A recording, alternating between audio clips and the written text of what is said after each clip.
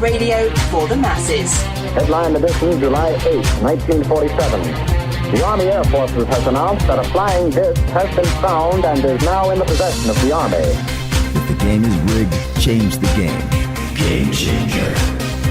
I occasionally think how quickly our differences worldwide would vanish if we were facing an alien threat from outside this world. This is Fade to Black with your host, Jimmy Church, on the Game Changer Radio Network and KGRA, the Global Radio Alliance. I need your help to get to the year 1985. You're listening to Fade to Black with Jimmy Church on the Game Changer Network.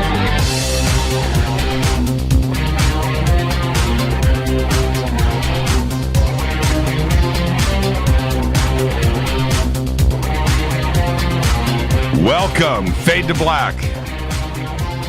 Bespoke radio for the masses. Yeah, man. Today's Tuesday, February 27th, 2018. And 58 days into the new year, just 307 days left. We are live from a bunker somewhere in downtown Burbank, California. I would like to welcome everybody listening all around the world, all across the United States. Hither and thither, to and fro, back and forth, up and down, east and west, north and south, far and near. This is Fade to Black for KJCR, the Game Changer Network, and KGRA, the planet. I'm your host, Jimmy Church. What is cracking, everybody? How you doing? All right. Very special day around here. I'll get to that in just a minute. But tonight, we have our very special guest, Billy Carson, is with us. That's right. Forbidden knowledge comes to Fade to Black, and it's about time. 4 years. Man, 5 years. Been waiting for Billy, but we got him tonight. And we're going to discuss his new book, Compendium of the Emerald Tablets. Yeah, it's a full Thoth night here on Fade to Black. This book gives a unique insight into the understanding of the content that was authored by Thoth over 36,000 years ago. So that's tonight. Tomorrow night is my AMA, or Ask Me Anything, and that will be simulcast on Facebook, Periscope, and YouTube, all live streaming, as well as all of our syndication and networks. So everything is going to be normal, except we're going to head out onto Periscope and Facebook and YouTube all at the same time.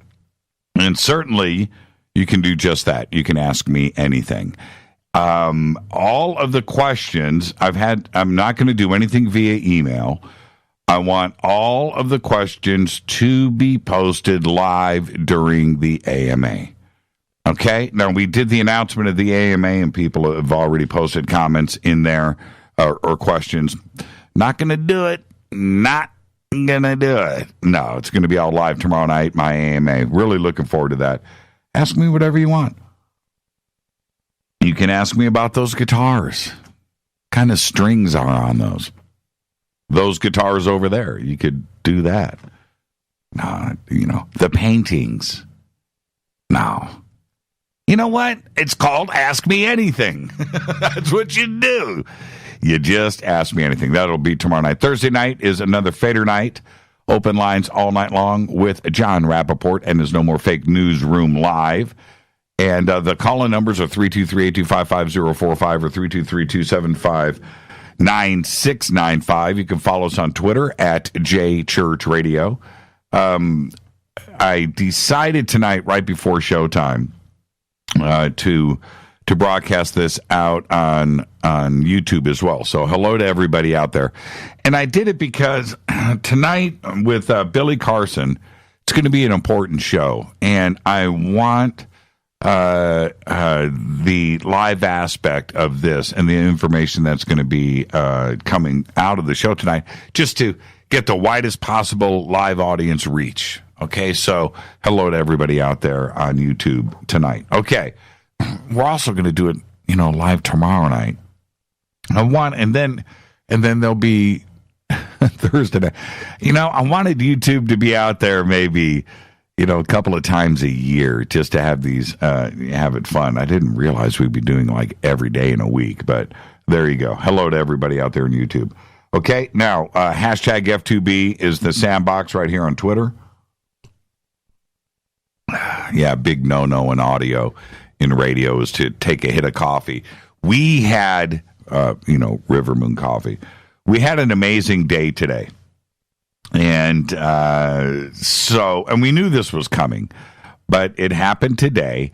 And so Rita and I want to tell all of you that our family welcomed Lori Angie Kamurian to this world.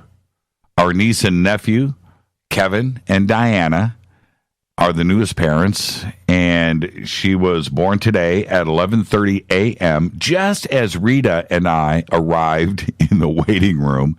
And I'm not joking about that. We stepped off the elevator, and at that moment, everybody started cheering. So I knew that everything was good, but it was perfect timing. I would have really been bummed if we missed it, and that's the point. But we were there. Our whole family was there. And it is just so wonderful when something so special happens with a family, and we've been very, very, very blessed. And our family is big and growing. We've had three members added in the last, Rita, help me out here, last 5 years. I mean, we're just cranking them out, man. And it's so special. What a great, great, great day. And to see the grandparents and the great-grandparents, it is so special to them. So there you go. All right. Now, here's the deal. Our whole family was there. 4 years, Rita just said. Yeah, the last 4 years, three beautiful, beautiful girls.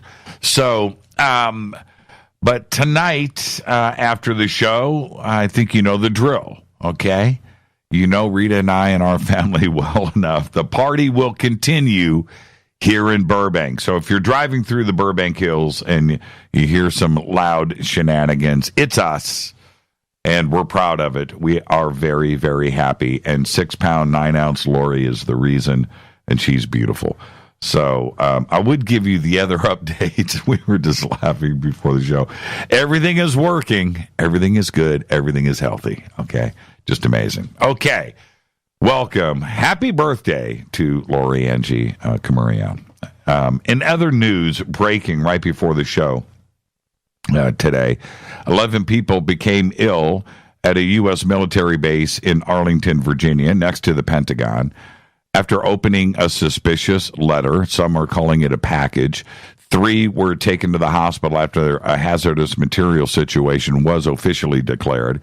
The Arlington Fire Department responded to a hazardous material call at the Joint Base Meyer-Henderson Hall at 4:30 p.m. local time. Fire crews and hazmat units rushed to the scene. 3 people were taken to the hospital and are currently in stable condition. At least 5 people were displaying symptoms such as nosebleeds, and itching after coming in contact with the substance, and the roads leading to the base have been sealed by the police. So this is breaking news. It is fluid, and if I get an update during the show, I will share that with you. Now, the E-City Roadshow. We were talking about this last night with Ashley. The E-City Roadshow is continuing here in California. It will be heading up the coast and ending in Washington over the month. And so now you can click on the banner. Oh, it's going to go into March, of course. When I say, today's the 27th.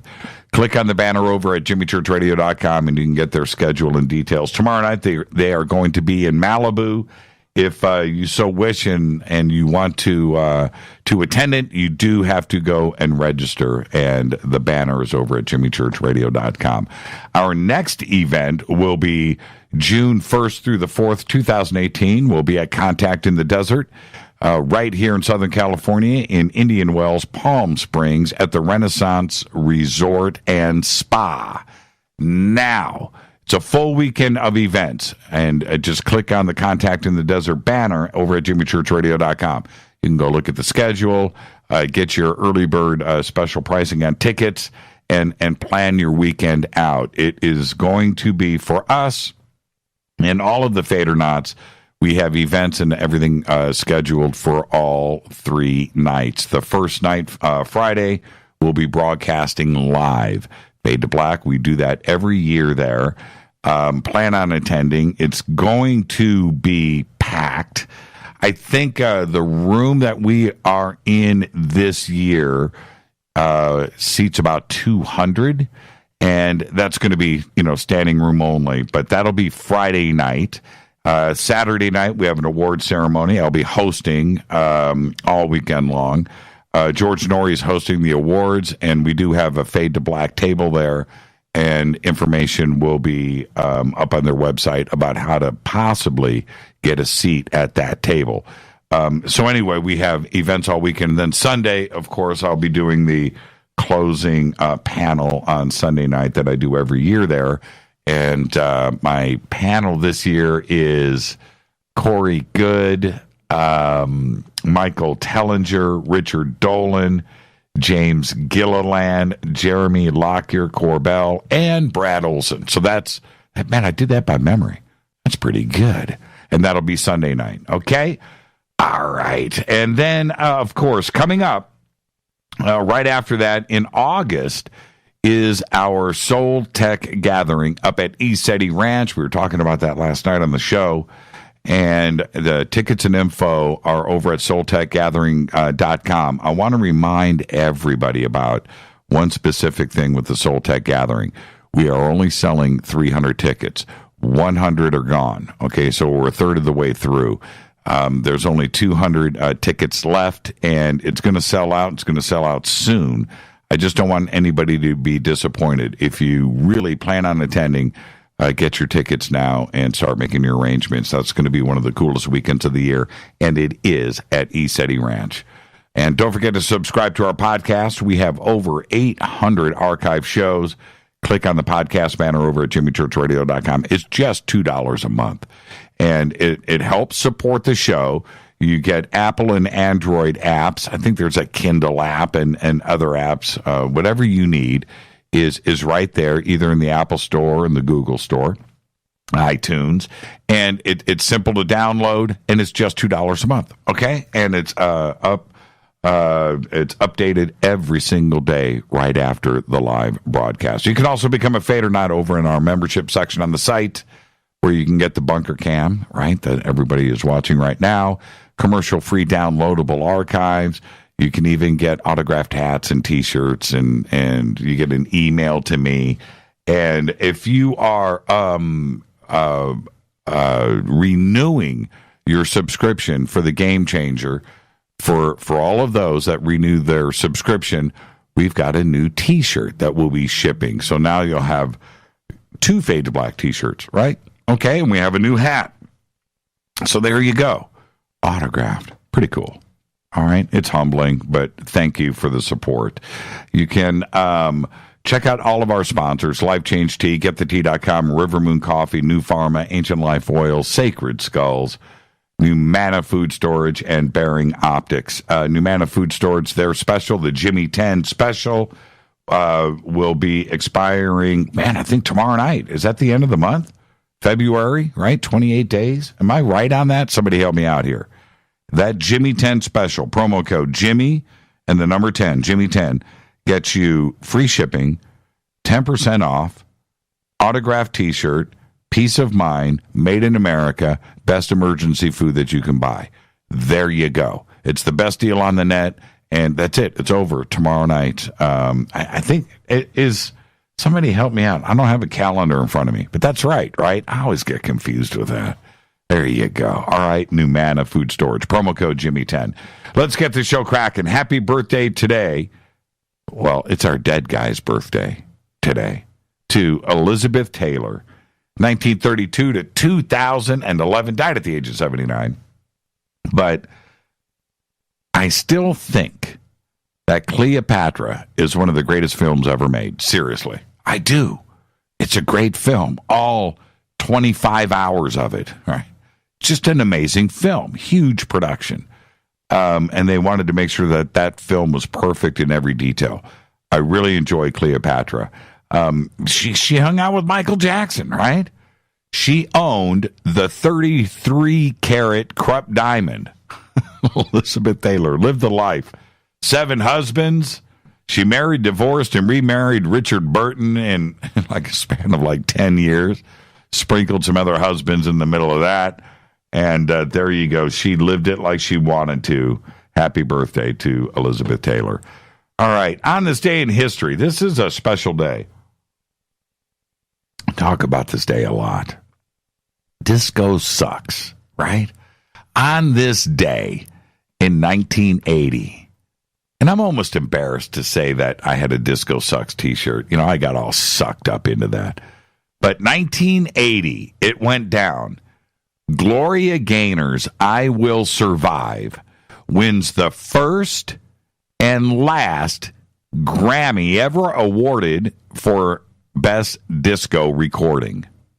That's right. They only had it 1 year, 1980. After that, the Disco Sucks campaign took over. And the next year, 1981, the Grammys removed the disco category for the Grammy Awards. And this is what's really interesting. Listen to this. These were the other songs that were nominated that year. Earth, Wind, and Fire for Boogie Wonderland. What an amazing song. Michael Jackson for Don't Stop Till You Get Enough. Rod Stewart for Do You Think I'm Sexy. And Donna Summer for Bad Girls. All amazing, just amazing songs. And that's man, this country just got sucked up and wrapped up into it, man. Disco sucks. And we love disco today. There you go. Fate or fact. The only difference between fog and mist is visibility. And that's it. They are the same thing. If you can't see more than 100 meters ahead, it's fog. If not, it's mist. And that is a fate or fact. Tonight, very special guest Billy Carson is here. That's right. Forbidden knowledge comes to Fade to Black. Tomorrow night is my AMA, or Ask Me Anything. We're going to simulcast on Facebook, Periscope, and YouTube. Thursday night, Fader Night with John Rappaport. Open lines all night long. He'll be here with his No More Fake Newsroom Live. Okay. Now, do you remember all of the excitement around Proxima Centauri and its planet, Proxima b? You remember that? The latest exoplanet that was discovered at that time last year, and also our nearest exoplanet, because Proxima Centauri is our nearest star. It's 4 light years away. It is the closest star to planet Earth. A lot of excitement behind Proxima b because it was in the Goldilocks zone, right? And how exciting would it be to have a planet that close to us that maybe we could live on one day and visit, but that it might support alien life? It was the right age. It was perfect, right? Well, a team of astronomers led by Carnegie's Meredith McGregor and Alicia Weinberger detected a massive stellar flare, an energetic explosion of radiation, from the closest star to our sun, Proxima Centauri, which occurred last March. Now listen to this. The finding, published in the Astrophysical Journal Letters, raises questions about the habitability of our solar system's nearest exoplanetary neighbor, Proxima b, which orbits Proxima Centauri. Now, McGregor and Weinberger and their colleagues, the Harvard-Smithsonian Center for Astrophysics, David Wilner and Adam Kowalski, and a third, Stephen Cranmer, of the University of Colorado Boulder, discovered the enormous flare when they reanalyzed observations taken last year by the Atacama Large Millimeter Submillimeter Array, or ALMA, a radio telescope made up of 66 antennae. At peak luminosity, it was 10 times brighter than our sun's largest flare on its worst day. Are you listening to me? Stellar flares have not been well studied at wavelengths detected by ALMA, especially around stars of Proxima Centauri's type called M-dwarfs, which are the most common in our galaxy. It happened on March 24th. And March 24th, 2017 was no ordinary day for Proxima Centauri. Seriously. The flare increased Proxima Centauri's brightness by 1,000 times over 10 seconds. Yeah. This was preceded by a smaller flare, which was also ginormous, and taken together, the whole event lasted fewer than 2 minutes of the 10 hours that the ALMA observed the star between January and March of last year. Stellar flares happen when a shift in the star's magnetic field accelerates electrons to speeds approaching that of the speed of light. The accelerated electrons interact with the highly charged plasma that makes up most of the star, and then it causes an eruption that produces emissions across the entire electromagnetic spectrum. In other words, it's a gnarly radiation blast. It's likely that Proxima b was blasted by high-energy radiation during this flare over the billions of years since Proxima b formed. Flares like this would have evaporated the atmosphere. It would have evaporated an ocean. It would have sterilized the surface, suggesting that the habitability may involve more than just being the right distance from the host star to have liquid water, right? And that's what gets us excited, getting the Goldilocks zone, the right temperature, like Earth, and the stars the right age, and maybe there's water. Water is life. Not when you're getting a solar flare that covers the entire electromagnetic wavelength.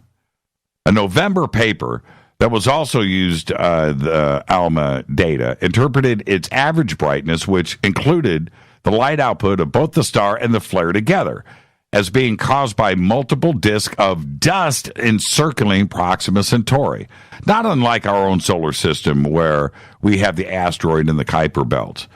Now, the authors of that study said that the presence of dust pointed to the existence of more planets or planetary bodies in the stellar system, and we were excited about this. But when McGregor and Weinberger and their team looked at the ALMA data as a function of observing time, instead of averaging it all together, they were able to see the transient explosion of radiation emitted from Proxima Centauri for what it truly was, which is this.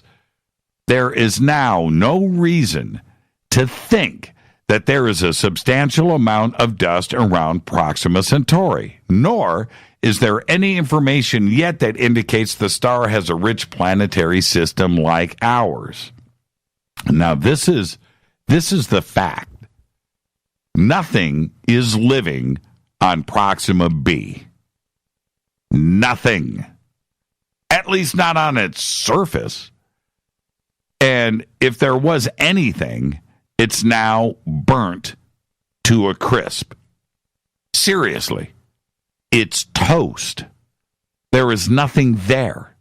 Imagine for a second, just for a second, if our sun suddenly ignited like that. And everything in the electromagnetic universe blasted us like that for 10 seconds.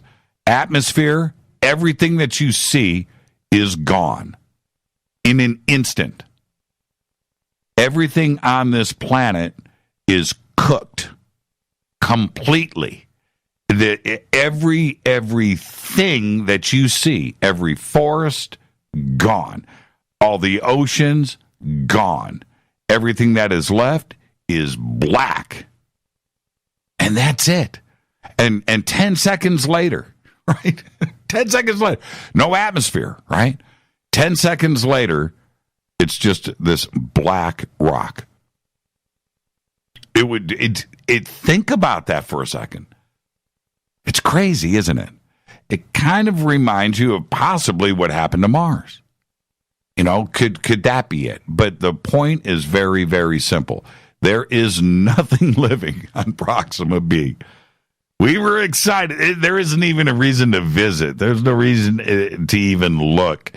And for them to look at the data and say, you know, we've checked it out again, and we want to kind of reassess this a little bit. There's nothing there.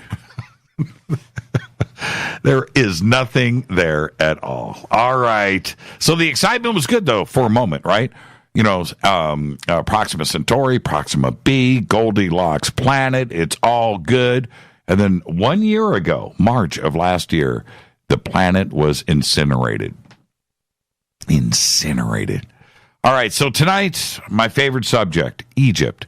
My even more favorite subject, Thoth. We have discussed Thoth many nights on this show. Many nights. We've never done a full evening. The Emerald Tablets is something that I have not only read, studied, wondered about, but here's the fascinating thing. If you choose to go and research the Emerald Tablets, you find out something very, very quick. The information out there is sparse. The real good information is really tough to find. Tonight, Billy Carson is here. Forbidden Knowledge, all of his network that he has put together. Forbidden Knowledge is one of the not only repositories of knowledge, but he does his research correct. All of his TV shows are amazing to see. He's just a great researcher. But I can think of none better to jump into the Emerald Tablets than Billy Carson. And we've got him here for the duration of the show tonight. So kick back, relax. Welcome to everybody that's out there live, enjoying the feed. And I'll be right back with our guest, Billy Carson. You can follow me on Twitter at jchurchradio. Email is jimmy@jimmychurchradio.com. You can follow Billy on Twitter at 4 Forbidden Knowledge. We've got everything up right now in the feed. And if you have any questions or comments, use hashtag F2BQ. The sandbox is hashtag F2B. I'll be right back with Billy Carson. Stay with us.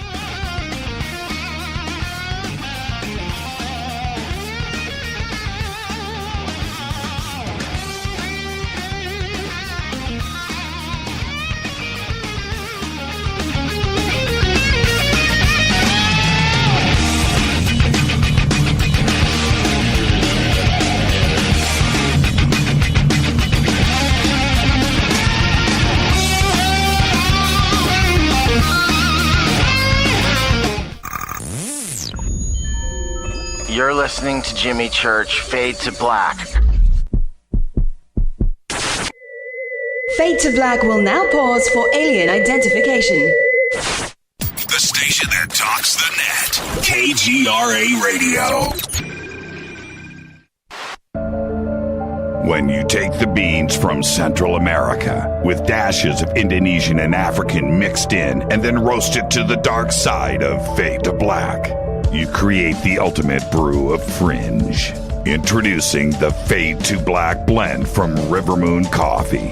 Yes, River Moon's darkest customized roast was created for the love of Fade to Black. The alchemy of masterful roasting and smoking the beans is in every sip of this full-bodied, dark Java. I need my coffee dark, deep, with distinct bittersweet chocolate highlights, just like the bunker. Leaning further into the darkness of the roast is Fade to Black Blend from Rivermoon Coffee. Just click on the banner at jimmychurchradio.com and use the promo code F2BBLEND for 15% off of your order today. Go Beckley Teppy.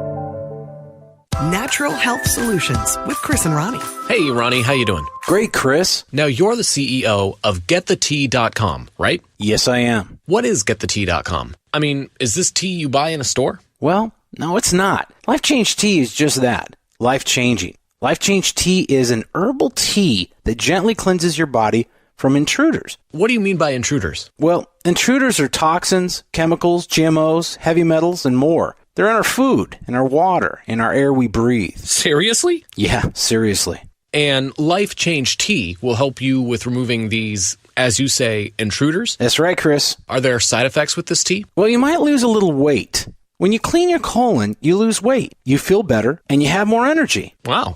Ronnie, where can people purchase Life Change Tea? Oh, that's easy. GetTheTea.com. That's GetTheTea.com. Ronnie, I want to thank you for being on the show. People, don't forget, GetTheTea.com. 9 out of 10 geneticists agree.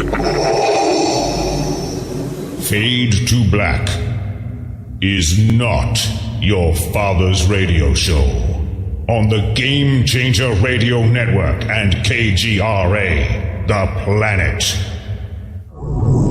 Win big with KGRA this summer. Tickets and hotel accommodations to the biggest conferences, autographed books and DVDs, chances to win all-inclusive conference cruises, and private dinners with your favorite KGRA hosts. Click the contest tab at kgraradio.com for your chance to win big this summer. Your contact for the best alternative talk radio on the planet. kgraradio.com. Hi, this is Rob Reiner from Anvil, and you're listening to JimmyChurchRadio.com. What's up? I'm Chris. What up? This is Kyle Massey, and you're listening to Jimmy Church Radio. All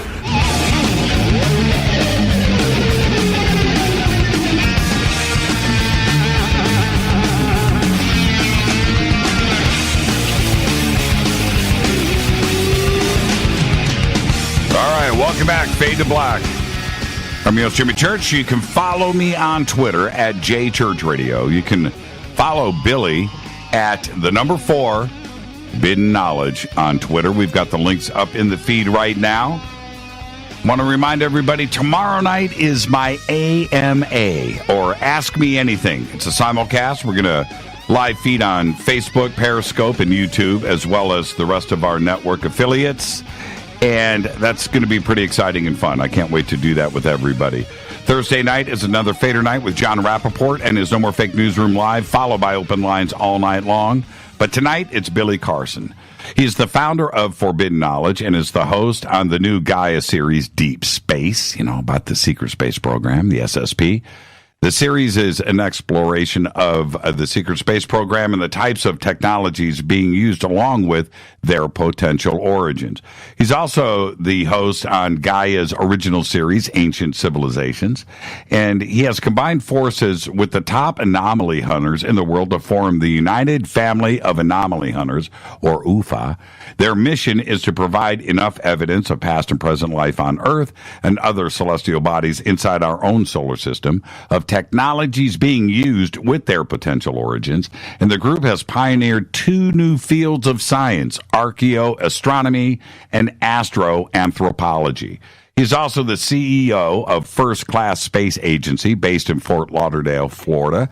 Carson's space agency is involved in research and development of alternative propulsion systems and zero-point energy devices. But tonight, we're going to discuss his new book, Compendium of the Emerald Tablets. That's right, we're going to do Thoth all night tonight. The book gives unique insight and understanding of the content that was authored by Thoth over 36,000 years ago. And I would like to welcome for the first time to Fade to Black, I don't know why, Billy Carson. Why do we wait 4 years, Billy? I don't know, man, but the universe has everything in its own time and its own plan, and I'm just glad to be here, and I'm very excited that now is the time. Yeah, thank you so much. And this is the cool thing. You get the first time guest disclaimer. So let me get that out of the way, which is this. It's just you and I sitting on my couch having a conversation as friends. And where the conversation starts, it starts. Where it ends. But we're going to end as friends.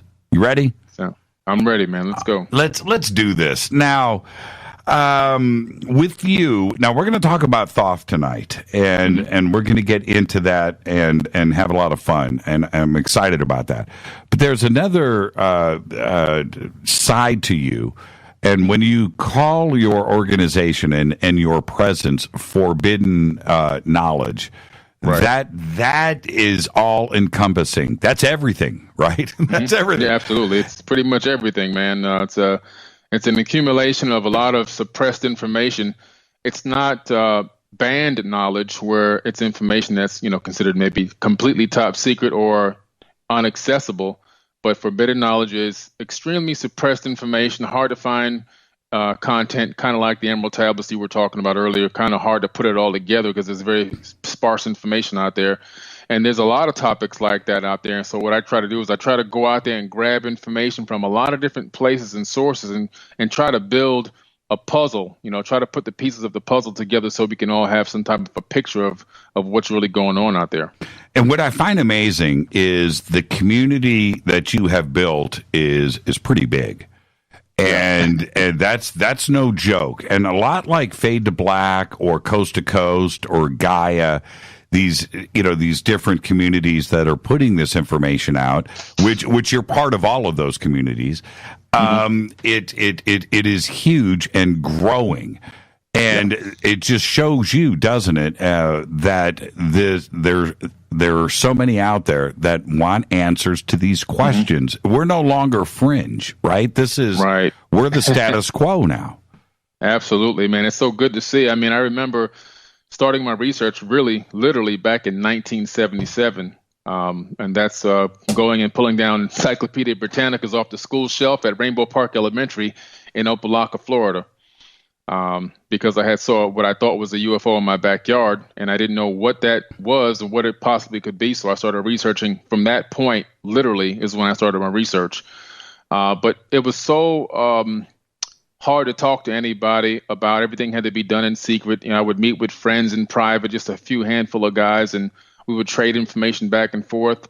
And then, but you would still be laughed at if you would bring this up to anybody in a regular conversation, going on many years, from VHS tapes to CDs to cassette tapes to DVD exchanges, and then to web forums and websites, blogs, and now social media.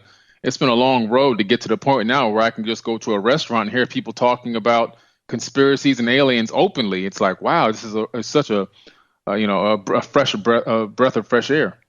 When you look back, I mean, there was a day, and you can laugh if you want. If you look back, you remember when you had your first follower, right? Your first subscriber. Right. And do you sit back now and go, how the heck did I get here? Yeah, I do sometimes. I mean, the other day I spent about 15 minutes scrolling just on the Instagram account, all the way back to the very first one that I posted, which was an elongated skull from Peru. And I had 3 likes on it. And, so and I remember saying to myself, I don't know why I'm still trying to, put this information out, because I had tried so many different ways of getting information out, and everything seemed like it just wasn't taking off, Right. And then I said, I'm going to try this Instagram and Facebook thing and try it that way instead of using websites, because the websites were getting attacked and pinged down and so forth. And I just kept with it. And there were days where I would get 9 likes on a picture or a post, and I would go, okay, now I'll like it myself so I can have 10 so all the names can go away. And it looks like, there's some activity going on. Now, this is what's crazy for the audience. Most of our audience knows about your social media activity and the size of your audience. But for those that don't know what we're talking about, how many Facebook followers on the Forbidden Knowledge page? On Facebook for Forbidden Knowledge is 560,000. 560,000. Yeah. That's incredible. Right. Instagram is 724,000. And then I have Facebook groups that have 75 to 100,000 in each group, and there's multiple groups of those. And I also have about 20 Facebook pages. So I'm just giving you the Forbidden Knowledge account. I got kind of sub pages in different categories. Altogether, it's close to 3 million people. How did you get here, right? And that's incredible. And we do the same thing here with us. And if you because you look at all of the individual, groups and things and networks, and then we add everything together and we come up with these crazy numbers. Yeah. And we have to pinch ourselves. We're very thankful. You didn't do it with advertising. It's organically grown, and we've done the same thing. And you look at, like the coast to coast numbers or the Gaia numbers, which again, I want everybody to know that, Billy's part of all of these communities. And you look at this, and we are talking about millions and millions of people. Yes, sir. We are touching a percentage of the world every single day. Now, it's amazing. Yeah. And so congratulations on that for fighting the good fight. It's not easy, and this is, when somebody comes up to you, then we'll jump into Thoth, but I just have to go host to host here and ask you a couple of questions that problem, I know you'll enjoy. When somebody comes up to you and says, hey man, and think about how many times this has happened. So give me the generic answer, but people go, hey man, I want to start a Facebook group. How long does it take to get 500,000? Is it easy? Right? Yeah, they always that man. I get that so many times, and I'm like, just jump on it and get started. I've been doing this since for 2010, just on social media, trying to get it going. And it's 2017 now, whatever year it is at the time that they ask. But I say, just jump in and start trying to, accumulate some good quality content and put some information out there and, see where it takes you. But it's going to take a lot of effort and also money. I mean, I've spent money not on getting marketing, but on doing things like hosting my own video network and making a mobile app, just all different types of ways to generate more organic traffic. It's not just something you just, wake up and do it. And the content's got to be very solid and sound. It's got to be. I was the very first person on Instagram posting the whole 2,200 characters of content you could post underneath an image. And people were like, how'd you put that much information underneath the picture? I said, well, I just kept typing until it told me to stop. And that's, they think that it's easy. And it's not. It is a 24-hour day, 7-day a week commitment, and you can't stop. You can't take a day off. You just can't. Man, you know it. Oh my God. That's just the way it is. And again, congratulations. Your presence is phenomenal. Now this is let's jump into Thoth. You and I were talking earlier, and I mentioned this in the show opener. When it comes to Thoth, if you choose to research it, because it's a fascinating subject, Thoth, and just in of himself, being one of the original gods in Egypt is great. But even researching the written history from Egypt, the documented stuff, it's hard to get that information. And then when you go beyond that and get into the Emerald Tablets, and you're jumping back to maybe Lemuria or Atlantis and 36,000 years and that history, it gets thinner and thinner. So you chose to research this. It's difficult, isn't it?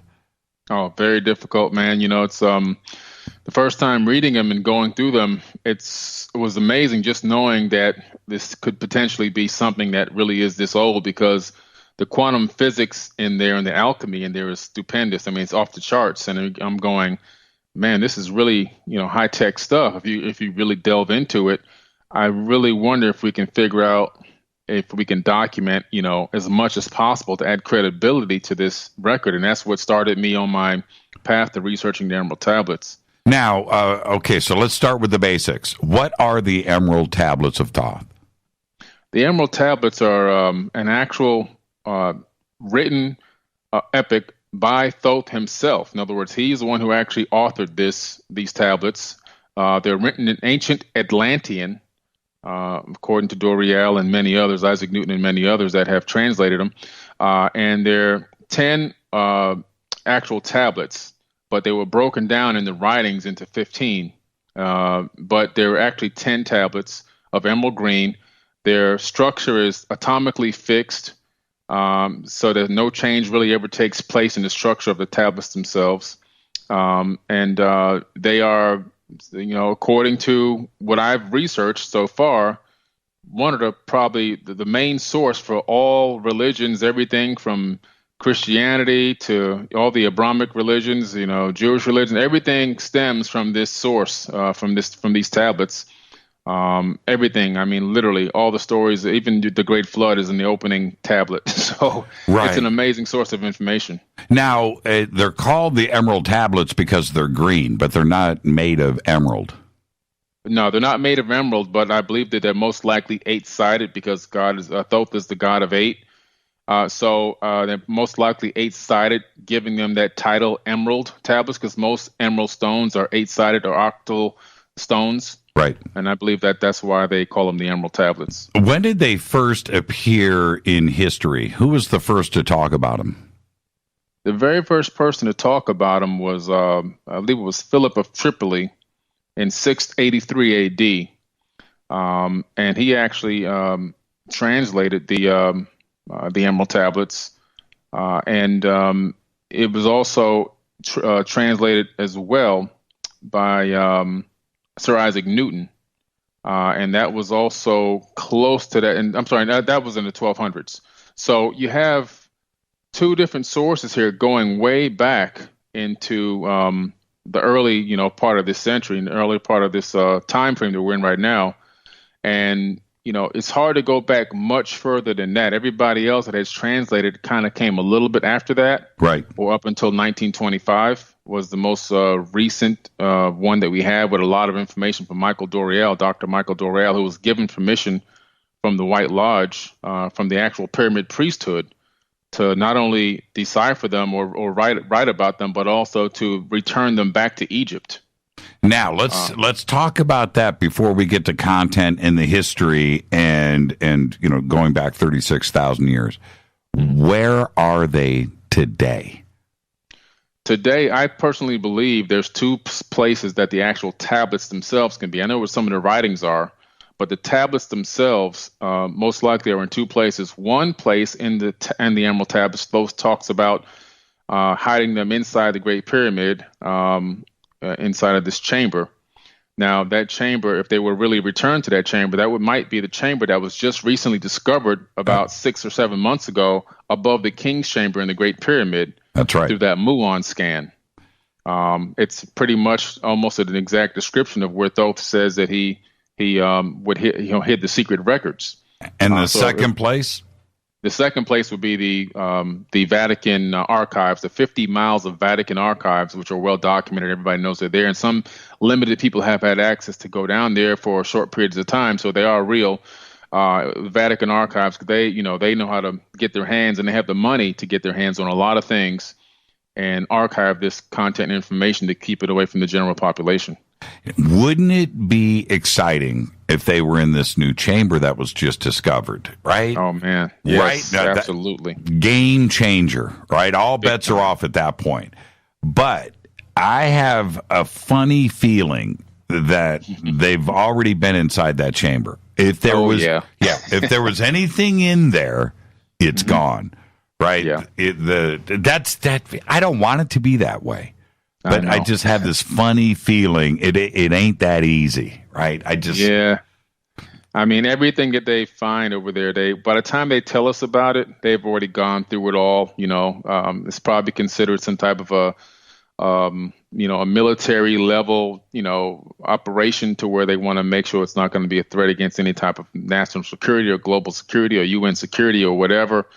And they most likely sweep these things clean and then give, let's say, okay, you could tell the public this is what you can say, or this or that is what you can say, and that's why you have people like Zahi Hawass that are kind of like, I hate to use the term puppet, but he's almost like a puppet. He takes information from the powers that be and he feeds it to the general population, and most of it's not accurate. Yeah, there's no question about the narrative that has been written, the dogma that has been accepted and fed to us about Egypt and our very own history is so ingrained that if something came along, like the Emerald Tablets, if something was inside that new chamber that would indeed, just like Göbekli Tepe, right? That would indeed just rewrite history. They can't just do it like that. It's just too big. It's really changes everything. Yeah, it's a really amazing. I mean, even some of the I'm sure we'll get into it, but the chambers that were just recently discovered officially now underneath the entire Giza complex, which Thoth says in the Emerald Tablets that that's where the halls of Amenti are located. I mean, and the halls of Amenti are actually, you can geotag it on Google Maps. It's actually a physical location at Giza. It's actually tagged on Google Maps. And it wasn't supposed to be, right? And see, there are certain, it wasn't supposed to be. Just like this chamber, Zahi had told us so many. There's nothing to discover in King's. There's nothing in the King's. There's nothing in the Great Pyramid. There's nothing there. There's nothing under the Sphinx. There's nothing. There's nothing to see here. Move along, right? Yep. Well, apparently that is not the case. Well, let's hope. Let's hope the tablets are there and we are the first to get inside of it, and they haven't already had access to it. Now, let's go back. So let's jump back to the origins here. When we talk about Thoth, there is also the integration of him with the Anunnaki, of course, with Atlantis and Lemuria. Yep. So where does his history start? Does it start with the Anunnaki, right? Or does it start with Atlantis? Okay, well, Thoth is an Anunnaki, and I think people should understand the term Anunnaki to me is a generalized term for beings that came here from another place. I really honestly believe that there were multiple different types of people. In other words, humanoid, maybe reptilian humanoids, different various types over many eons. But the Anunnaki are to me, is a generalized term. That's the way I took it to understand it. But Thoth himself is from that alien force, or that outside advanced being force that came here a very, very long time ago. And his father, Enki, Ea Enki, is actually who the Earth is named after. And his uncle would be Enlil, who's Enki's brother. It was the ruler of the planet itself, and was also known as Yahweh in the Bible and so forth. But they came here and started this Atlantean civilization. Now, Atlantis, I think people get confused, and now that I've really dug into this, Atlantis was a ringed city, but I believe that was just a capital city that may have been in the Atlantic Ocean at one point. That ended up sinking, or most likely through that global flood or partial global flood or whatever it was, or maybe even some type of attack.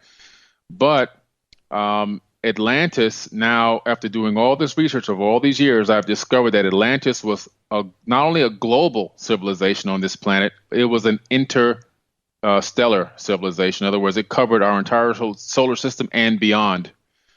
So it was a very, very big civilization, and I'm estimating they were probably at least 1 million years ahead of us in technology. Well, if we look at it in those terms, there is two things to look at here. One, the melting of all of the glaciers would have raised the sea level and overtaken Atlantis. It overtook anything that was existing in the oceans as an island at that time. Yep. So, absolutely. So that these are facts. That's number one, and that's why I think what you're saying is very, very solid. I don't think it was a volcanic eruption, no, I think it's something very, very simple. Glaciers melted, oceans rose by hundreds of feet, if not thousands, and took over everything. So there's that aspect.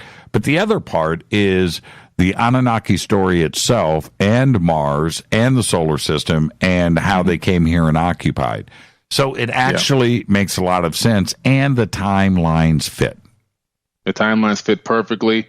And when you look at the history of the Anunnaki from the Enuma Elish and the Atrahasis epic, and the reason why I picked those two, because those two are one of the older epics that you can look up and read that were translated by people way back in the early 1800s. Had nothing to do with Zecharia Sitchin, who I absolutely love his work and his research. It's a shame what people try to do to him at the end of his life. But But, I like to go back and say, okay, let's look at the Enuma Elish and the Archeo-Astronomy epic, because not only do they back up the Emerald Tablets and verify some of the information that's in there, it talks about the Anunnaki literally coming to this planet, whether you believe it was from Nibiru or from a Sirius star system or from Orion. It doesn't matter. Some people have different, views on that, but they came here. That's the basis of the story, to strip mine this planet and also Mars for resources. And one of those resources being gold, which they found some of that monoatomic gold in the Temple of Dendera. I went to the Temple of Dendera in May of 2014,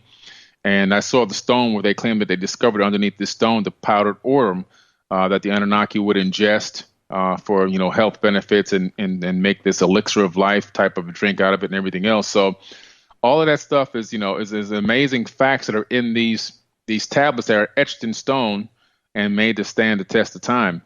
And when you look at them, you discover that these Anunnaki beings came here about 450,000 years ago, and they labored on this planet and Mars and our moon for 200 and something thousand years. And then they told there was finally a revolt, and the working class Anunnaki named the Igigi said, okay, we had enough.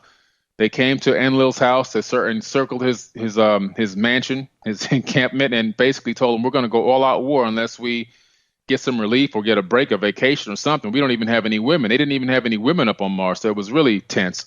Right. So, so they came to a conclusion that, Enki actually came up with the solution that he would take the existing hominid and modify that hominid and to create a worker slave, So, and what people got to understand is, even way back then, they didn't start off with giving birth to humans. It was a cloning system that they had initially established.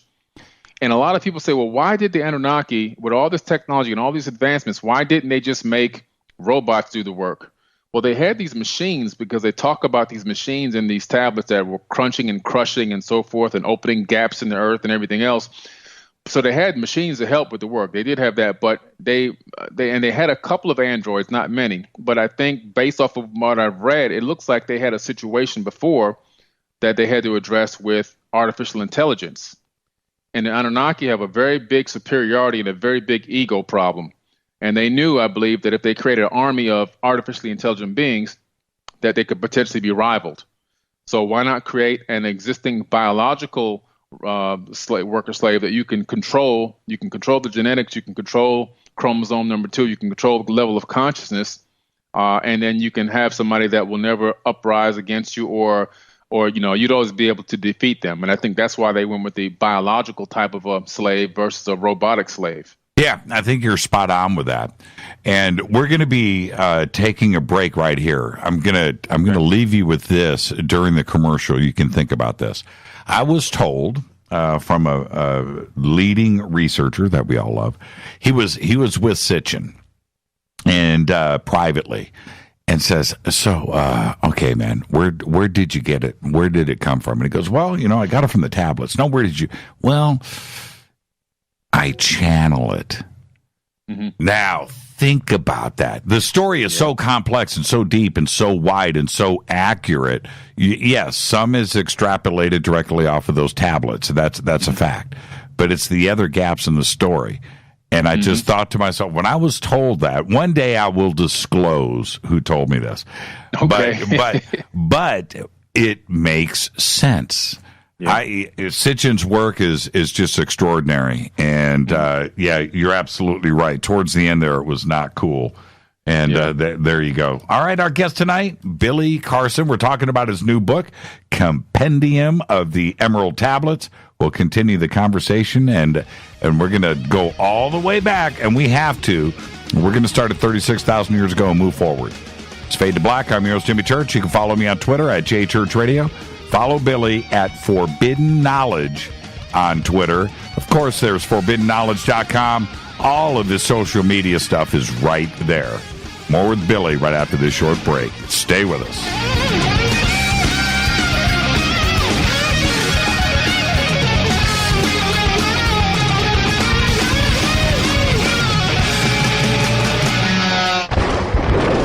This is Fade to Black with Jimmy Church on the Game Changer Radio Network and KGRA, the Global Radio Alliance. This is KGRA Digital Broadcasting Station, Salt Lake City, Utah, Van Buren, Arkansas. Hello, Fadernauts. This is Jimmy Church, and I'm introducing New Pharma, a company whose products are based on science. Human function based on the endocannabinoid system, or ECS. New Pharma firmly believes in this science, and their research indicates that support of the ECS provides the beneficial effects for a healthy lifestyle. New Pharma's science includes relief capsules for pain relief, sleep capsules, which are natural support for occasional sleeplessness. Foundation is support for your ECS, and Fit capsules support your active lifestyle. Just click on the banner at jimmychurchradio.com and use the promo code F2B for a 33% discount on all of their products. Or visit newpharma.com for all of the knowledge on the science. That's GNUpharma.com. Go back, Lee Tappy. Hello, I'm Katie, and you're listening to my main man, Jimmy Church, on jimmychurchradio.com.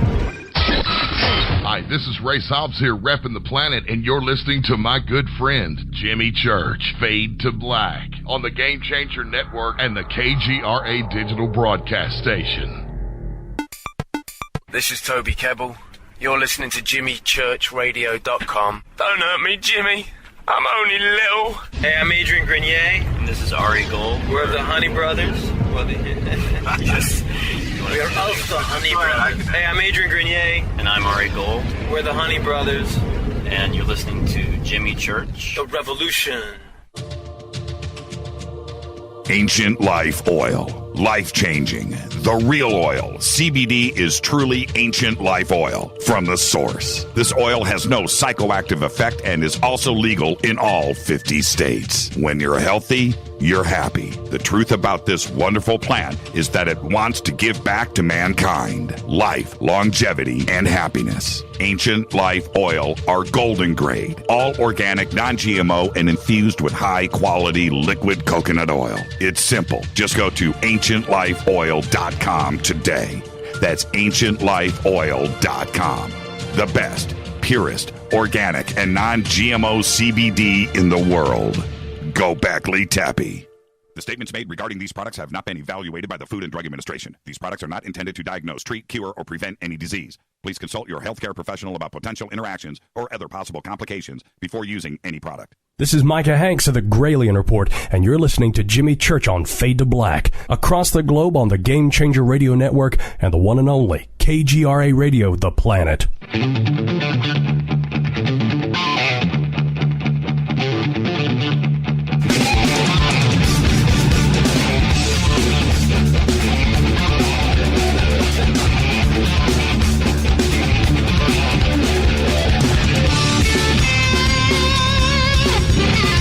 Welcome back, Fade to Black. I'm your host, Jimmy Church, on the Game Changer Network and KGRA The Planet. Our guest tonight, Billy Carson, Forbidden Knowledge. That's right, Forbidden Knowledge comes to Fade to Black. It's time for me to get my learn on. I'm not playing around. Follow me on Twitter at JChurchRadio. You can follow Billy at Forbidden Knowledge on Twitter. Now, Billy, I want to clear something up about Thoth. You say Thoth, I say Thoth. Yeah. Right, no problem. Yeah, I know, right. There are two different origin stories about his creation. One, the son of Enki, right? Brother Marduk. Yeah. Okay, I get that. Then there's the other, that he was the son of Ra and Hathor. So how did you clear that up? Well, just looking into some of Gerald Clark's work from the book that he wrote, which is a great book called Seventh Planet Mercury Rising. He has a lot of great sources in there that kind of link Thoth to Thoth-me, or the dweller of Unal, who ends up being, according to this genealogy that's in this book, which I can't say it's 100%, but I trust his work is so good, and he's done such a great job with this information. It looks like Thoth-me and the dweller of Unal are the same person, who also is linked directly to the Enki figure, which is even mentioned in the Torah and some of the other books, some of the other ancient texts. So It looks like that is the link there is coming through the Emerald Tablets from Thoth, the dweller of Unal, being this person named Enki, who after the flood washed over the land, he tells his son to go out and, basically fulfill the plan that we worked out to regain civilization around the planet, reteach the people, and he sends them first to the land of Kem, which is ancient Egypt. So that's kind of where I got it. To be honest with you, I got the information that I kind of went with that one because I couldn't find really anything on the Ra Hathor side that can give me anything solid that I can grasp on. It was a little bit more mythical. And I even went to the Temple of Hathor, the Hathor Temple complex. I've been there. I talked to the pyramid priest. I did a lot, and I just couldn't get enough information. So I went with the other assumption that he most likely was this son of Thoth, as he kind of states in the Emerald Tablets, and that person is Enki, who's telling him to go out and take the crew and basically go teach the planet what to do again and get everybody back up to speed. How did he end up in Egypt? Well, Thoth ends up in Egypt. It's kind of weird. Well, see, before the flood, they were living in this Atlantean civilization, and they also had occupied Iraq or Mesopotamia. Now, when the flood came, that's when they moved all the operations over to Egypt. And now what happened was his dad, Thoth, the dweller of Unal, tells him to take your crew, get in the ship. This is like in tablet number 1, and they lift off in the ship and travel to the land of Kem, of the hairy barbarians, basically, living in the desert caves, and bring them up to a high level of civilization. So his first orders after the flood were to go to Kem. Now, Kem is where now we call Egypt, which was given that name much, much later. So this is pre-dynastic era. This is like the very, very beginning. So kind of like when Graham Hancock says, out of, all of a sudden all this stuff just popped up in Egypt. That's because this force, this alien force, or these advanced beings went there in some time in the distant past. And according to Thoth and some of the other records, it appears that he ruled over that area from 50,000 BC until about 36,000 BC, which is kind of ironic that that these tablets were written around that time. And also another thing that kind of locks into there is where he says in the Emerald Tablets that I, Thoth, builded the Great Pyramid. So he's basically saying he built that pyramid or that pyramid complex in the Emerald Tablets. And if you look at some information about the Sphinx and the weathering patterns and the most likely date that the Sphinx and the Giza Plateau was developed and built, you come up with it around 36,000 years, because the Sphinx is supposed to align with Leo. Now, if it's aligned with Leo, obviously through a precessional period, and you go back about 12,500 years, somewhere in that range. Now, around that time was an ice age, and nobody wants to build a Sphinx during an ice age, I don't believe. So you go back another precessional period, and then you end up with this weird time frame where it's pretty close to when Thoth is claiming to build the Great Pyramid. So it's very possible that can push it back, the pyramid complex, back to around that time frame to when it was actually developed, around the same time that Thoth claims to have written these Emerald Tablets. It only makes sense. It's beyond coincidence when you start to look at the precession of the equinox, and you're looking at those 26,000 year cycles, and you start to put all of this down. These dates line up with very specific things, not only with the Emerald Tablets, but just about everything else. Yeah, for real. It's really amazing, because once you go back a couple of precessionary cycles, then you start to realize everything kind of really starts to make a lot more sense. Everything is a lot far older than what we've been told. It's not 5,000 and it's not 10,000. We're talking, 36, 40,000, 50,000-year-old structures. Some of these structures right here are very, very old. And there's another thing that interlocks inside of the precession, which is the precession of the equinox, which is the Nibiru 3,600 year orbit, And you start to go back, we're at 2000 right now, and you start to go back at those 3,600-year cycles, and everything lines up. Bam, bam, bam, bam, bam, all the way back to 36,000 years ago. All the way back. And the beautiful thing about what you said about Nibiru, I'm glad you mentioned that, because a lot of people thought that name was totally fabricated, but Nibiru is in the original or the oldest version of the Enuma Elish and the 7 tablets of creation. Later on, Marduk had another set of tablets etched, and who was also, I think he was a brother of Thoth, actually. But he had another setup with his name on it, because he had taken over kingship at the time, and he wanted to be the one that was the one who was the destroyer of the ancient development of our solar system. You know, they kind of correlated these planetary bodies to different gods' names to tell the history of how the solar system was formed. And in that, he took Nibiru's name out and put his name in much later. But deeper, you know, as far back as you can go to one of the original stone tablets, Nibiru is named on the tablet. And it's, you know, so it's a real planet or a real name of a place, put it that way, where it kind of backs up a lot of information that people have gone, you know, and said, look, this planet Nibiru. And now in more recent times, these astronomers have now discovered this binary solar system. In other words, we have a brown dwarf star inside of our solar system, which I just did a show with George Nuri on at Beyond Belief at Gaia, showing the actual clip that came on Fox News. There's an actual brown dwarf that has planets orbiting it inside of our solar system, far beyond the orbit of Pluto. And according to this astronomer, he says it's orbiting our sun every 4,200 years or so, you know, give or take a bit.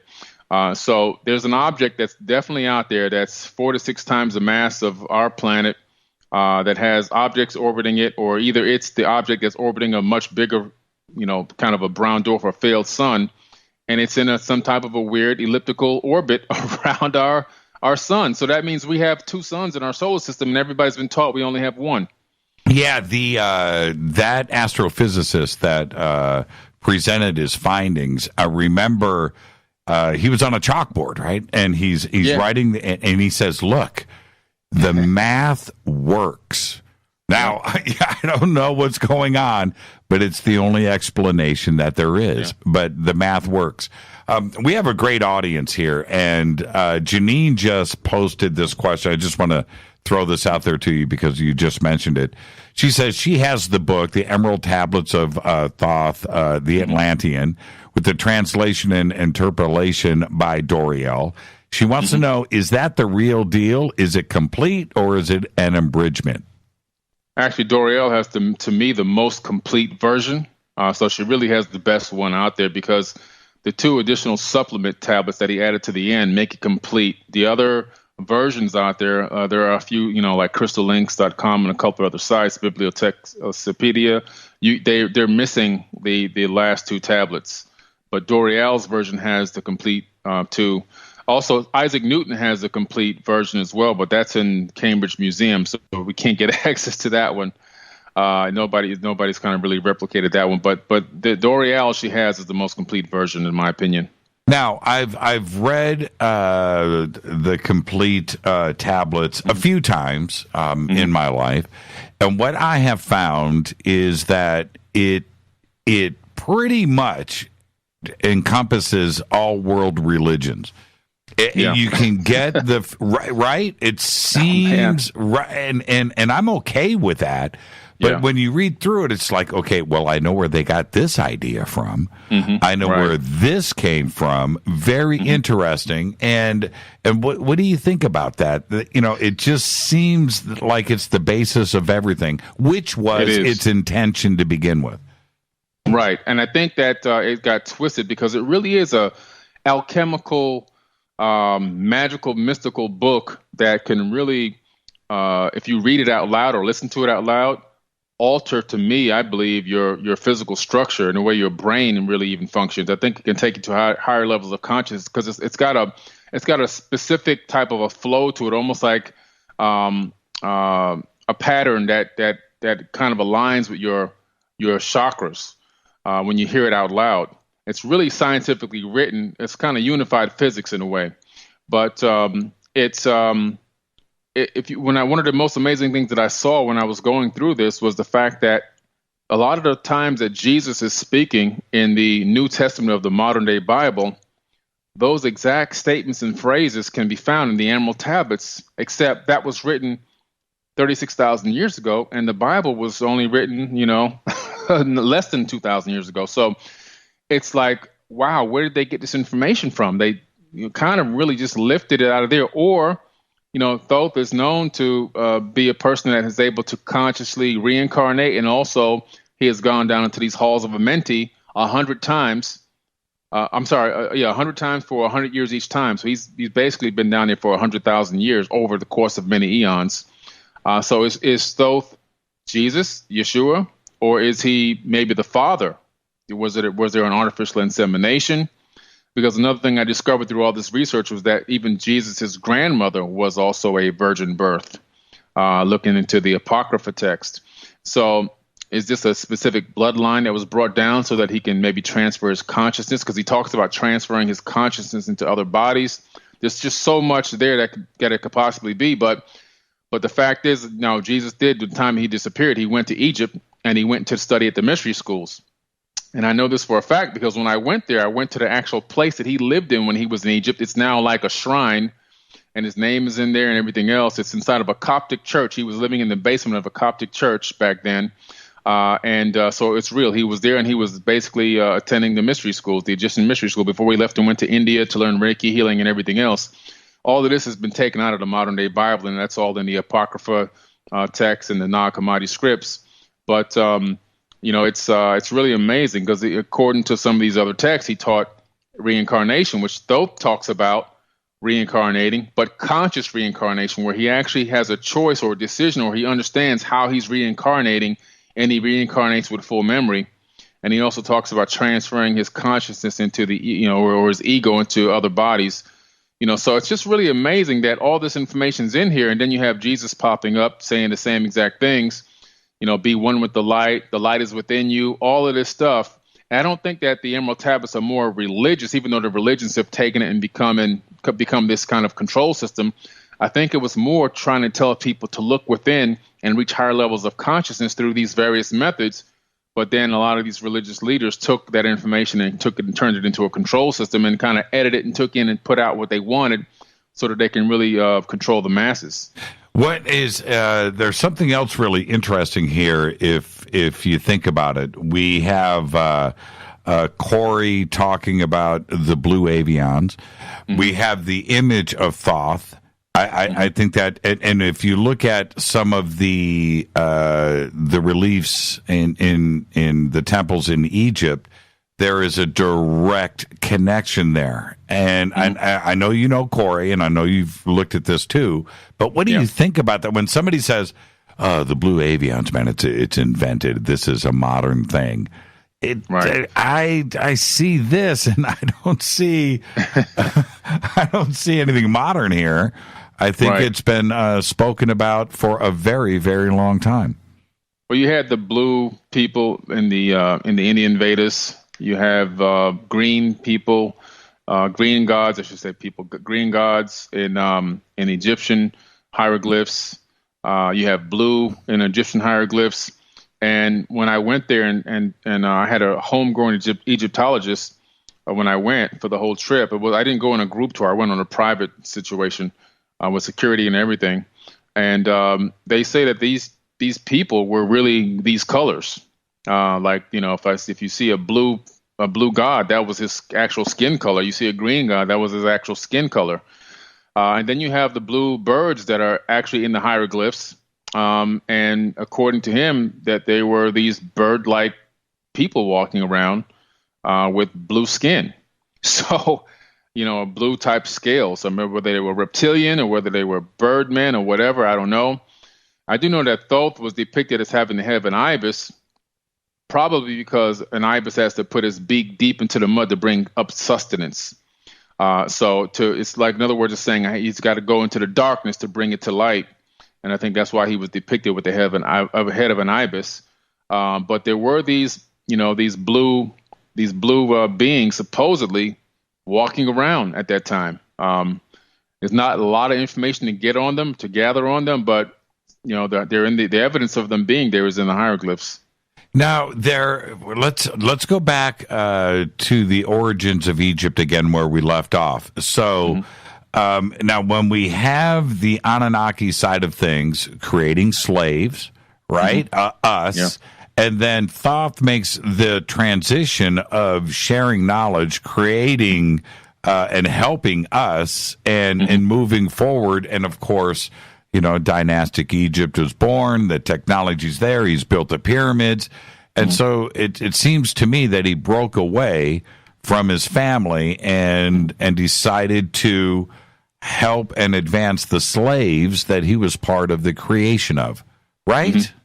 Yeah, correct. That's exactly what happened. Him and his father, if that really is his father, Thoth or Enki, for whatever reason, they were master geneticists, scientists, high IQ people, very, very creative, fell in love with the creation, fell in love with the human. They saw a lot of themselves in the human being, and Enki himself, during the process, added a little bit more extra essence. He gave him just a little bit more than he should have, which kind of pissed his brother Enlil off, because he didn't want human beings to be too conscious. But Thoth dedicated his entire lifespan here, or time that he put into us here, into bringing us up to a higher level of civilization, teaching us writing. That's where the word thought actually comes from Thoth. It comes from the word thought, educating us on different types of ways of farming and building, architecture. He was a master architect.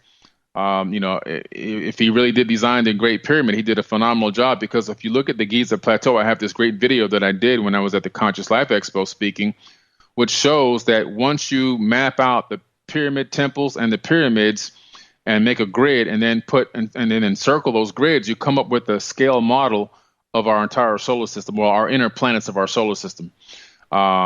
It's really amazing. And so the Giza Plateau is actually a star map on top of everything else that it already is.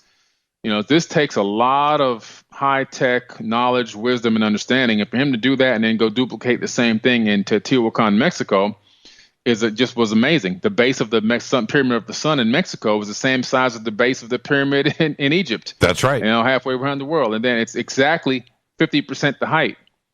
And the pyramid in Egypt is, if you take the average height of the land mass of the entire planet, it's the height of the Great Pyramid in Egypt. Yeah, I know.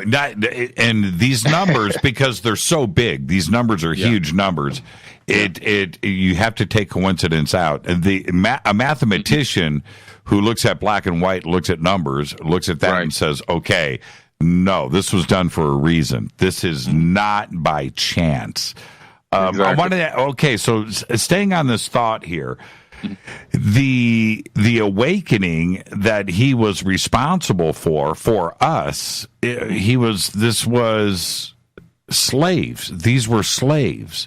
What did his family think about that, and how does awakening fit into slavery for what they were doing? Well, I'll tell you, it was pretty brutal. I mean, his father didn't really mind, obviously, but his brother Marduk, who was also Amun-Ra, was one of his names, Amun-Ra or Amun-Ra, depending on how you want to say it. He was the one who ushered in monotheism into Egypt. But him and also his uncle Enlil were extremely disgusted, and the genetic experiment was so successful that people were duplicating on the planet at an exponential rate. And it got to a point even where Enlil was so upset that of the masses of people that were out there, he said they were just making too much noise. So he would say it's time to cull them. In other words, and he would have these different plagues that he would put out. He would dry out their crops. He would starve them to death. He would come up with all these vicious, brutal ways to and this is in the Anomaly list. This is not no Zacharias Hitchin. This is in the Anomaly list and the Archeo-Astronomy epic type stuff, tablets, which have been translated by many, many advanced scholars since the 1800s. And this is what they would do. So they thought that they saw humans as basically as animals, or as something to be like a experiment that's in a zoo, and they had no value whatsoever. But Thoth and Enki loved humans and was always, trying to find ways to enlighten and save them. Even in the Archeo-Astronomy epic, who was actually the real story of Noah, Enki defies his brother and goes and gives Archeo-Astronomy a warning that the flood is coming, It's only a 7-day warning inside of the Archeo-Astronomy epic. He had 7 days to build a round boat, a round submersible, and he was told to just gather his belongings and his, the animals that he had there with him and get on this boat. I'm assuming that Enki had already taken a genetic sample of everything that he needed to replicate him in case they needed him in the future. But it was only a 7-day notice in the Archeo-Astronomy epic. So it wasn't a lot of time to build a massive ship, but he did build it. And he was able to survive. And it talks in there that the Anunnaki actually watched from their skyships, and then Lil saw that he had survived, and actually, in a way, was kind of happy because they had ran out of supplies and they were hungry, and so they needed humans again because these Anunnaki did not go hunting for themselves. The biggest trick of these sacrifices, these lamb sacrifices, these cow sacrifices, and bringing forth your first harvest to donate to praise the gods. That was how the Anunnaki got their food. I got this verified when I went to Egypt. They would come to line up at the temple for miles and bring everything they had for food and fruits and vegetables and cows and everything else to the gods as an offering, thinking that it was just an offering to the gods. But that was the way the gods got their food. They would actually eat that food. When we come back after the break, I'm going to set this up for you now. When we talk about all these genetic modifications, and I do want to stay on the Great Flood too, and those flood myths from all cultures on Earth. But when we talk about this lab and this testing, and they were geneticists, and we understand that. But does that describe the Garden of Eden? Mm-hmm. Absolutely. Well, the first place that they set up shop in Mesopotamia was the Eden, E-D-I-N. Mm-hmm. And from all accounts that I can understand at this point, it looks like it was some type of an open air dome laboratory. When they had a couple of these on the Earth, but that was one of the first ones that they had. And for the most, what we call them Homo sapiens, they had a few in there that were cloned people, and they were trying to mate them, and they weren't being successful with it. And then that's when Ninhursag said, okay, I'm going to take an egg out of an existing hominid. They clean the genetic material out of it and put their genetic material in, spit, spattle, and clay, and all this other type of lingo that they use in the tablets. But they're basically saying that they've added their essence, or they added their genetics to this egg, and which is called a zygote in modern scientific terms. Modern biology is called a zygote. And you take it, you embed it into the woman's womb, which she did, and she took it to term. And 10 months later, she gave birth to the Adamu, or which is the first man. And that was the first, most modern version of a Homo sapien, which is what we are right now. And then they tried to mate him with some of these clones, and it wasn't working. So they went back and took some DNA out of him and cloned and made a female, which was Eve. So that's where Adam and Eve actually came from, inside of this domed Eden structure, which then once they had it perfected at that location, then they spread it out all around the planet. And there's evidence of that in Avebury, UK, where if you go to Avebury in the UK, close to Stonehenge, and take an ordnance map of the area from public record, and take that same exact ordnance map and overlay it over Cydonia, which is a region on Mars, it matches perfectly. The anomalies on the Martian surface at Cydonia perfectly match the artificial anomalies built on Earth at Avebury in the UK, except this was done thousands of years ago when they moved all this landmass to create these fake anomalies there in the UK. So, it begs the answer, was this another version of an Eden being kind of remembered from Earth to Mars? So there's just a lot of questions that, can continue to rise here. As the further you dig, the more things you say, these can't be coincidences, that these guys were really working on an interplanetary scale for these resources. They must have really needed these resources bad, because they were doing everything they could to get them and using humans as the experimental tools. We got to take a break right here, but you're absolutely right. When you read the text and you read the translations and you see Adam or you see Eden, no matter how it's spelled, it's beyond coincidence. It just makes sense. And it matches the myth or the legend that is the Bible or other religious texts around the world. It's fascinating. This is Fade to Black. Our guest tonight, Billy Carson. Forbidden knowledge comes to Fade to Black. We're talking about Thoth. We'll be right back. Stay with us.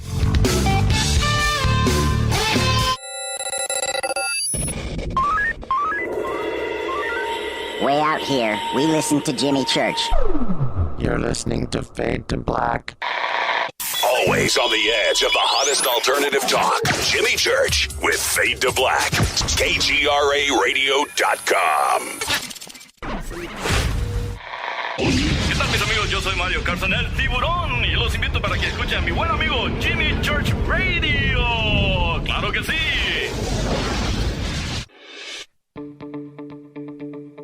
Hurricanes, earthquakes, wildfires. This year we've experienced more than our fair share. This is Jimmy Church of Fade to Black, and last month I decided to make sure my family does not have to worry about food should we get caught in a real emergency situation. Introducing Numana, a healthy, storable product that tastes so good that you'll want to eat it every day instead of just during those times of duress.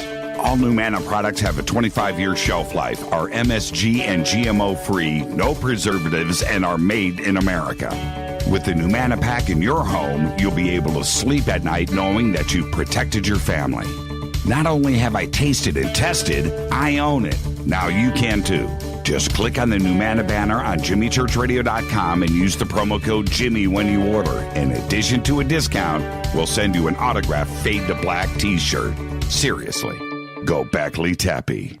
Do you worry a lot? Whether you're a college student, busy professional, parent, or grandparent, ongoing stress and elevated levels of the stress hormone cortisol can rob your memory, your health, and your future. Now you can combat the effects of stress and anxiety while improving your memory and recall at the same time with the dietary supplement Calm and Clever. Studies show that the ingredients in Calm and Clever reduce cortisol by as much as 30% in 1 to 2 weeks. Call 1-800-758-8746 or calmandclever.com.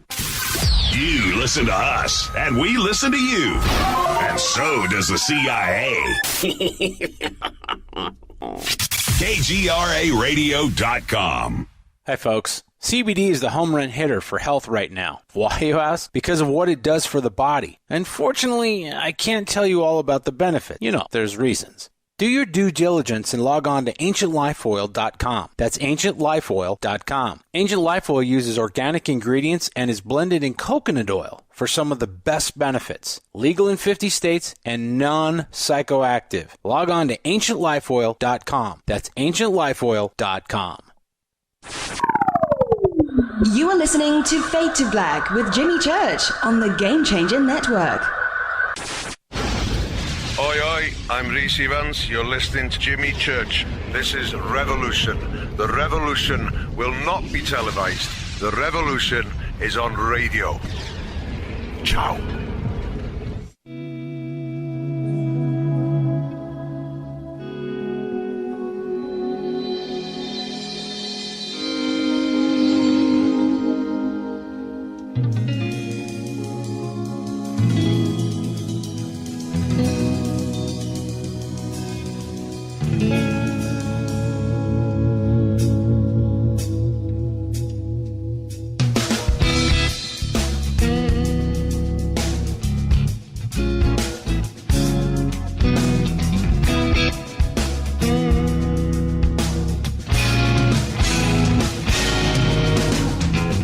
Welcome back to Fade to Black. Our guest tonight, Billy Carson. Forbidden knowledge comes to Fade to Black. We're talking about Thoth, the Emerald Tablets.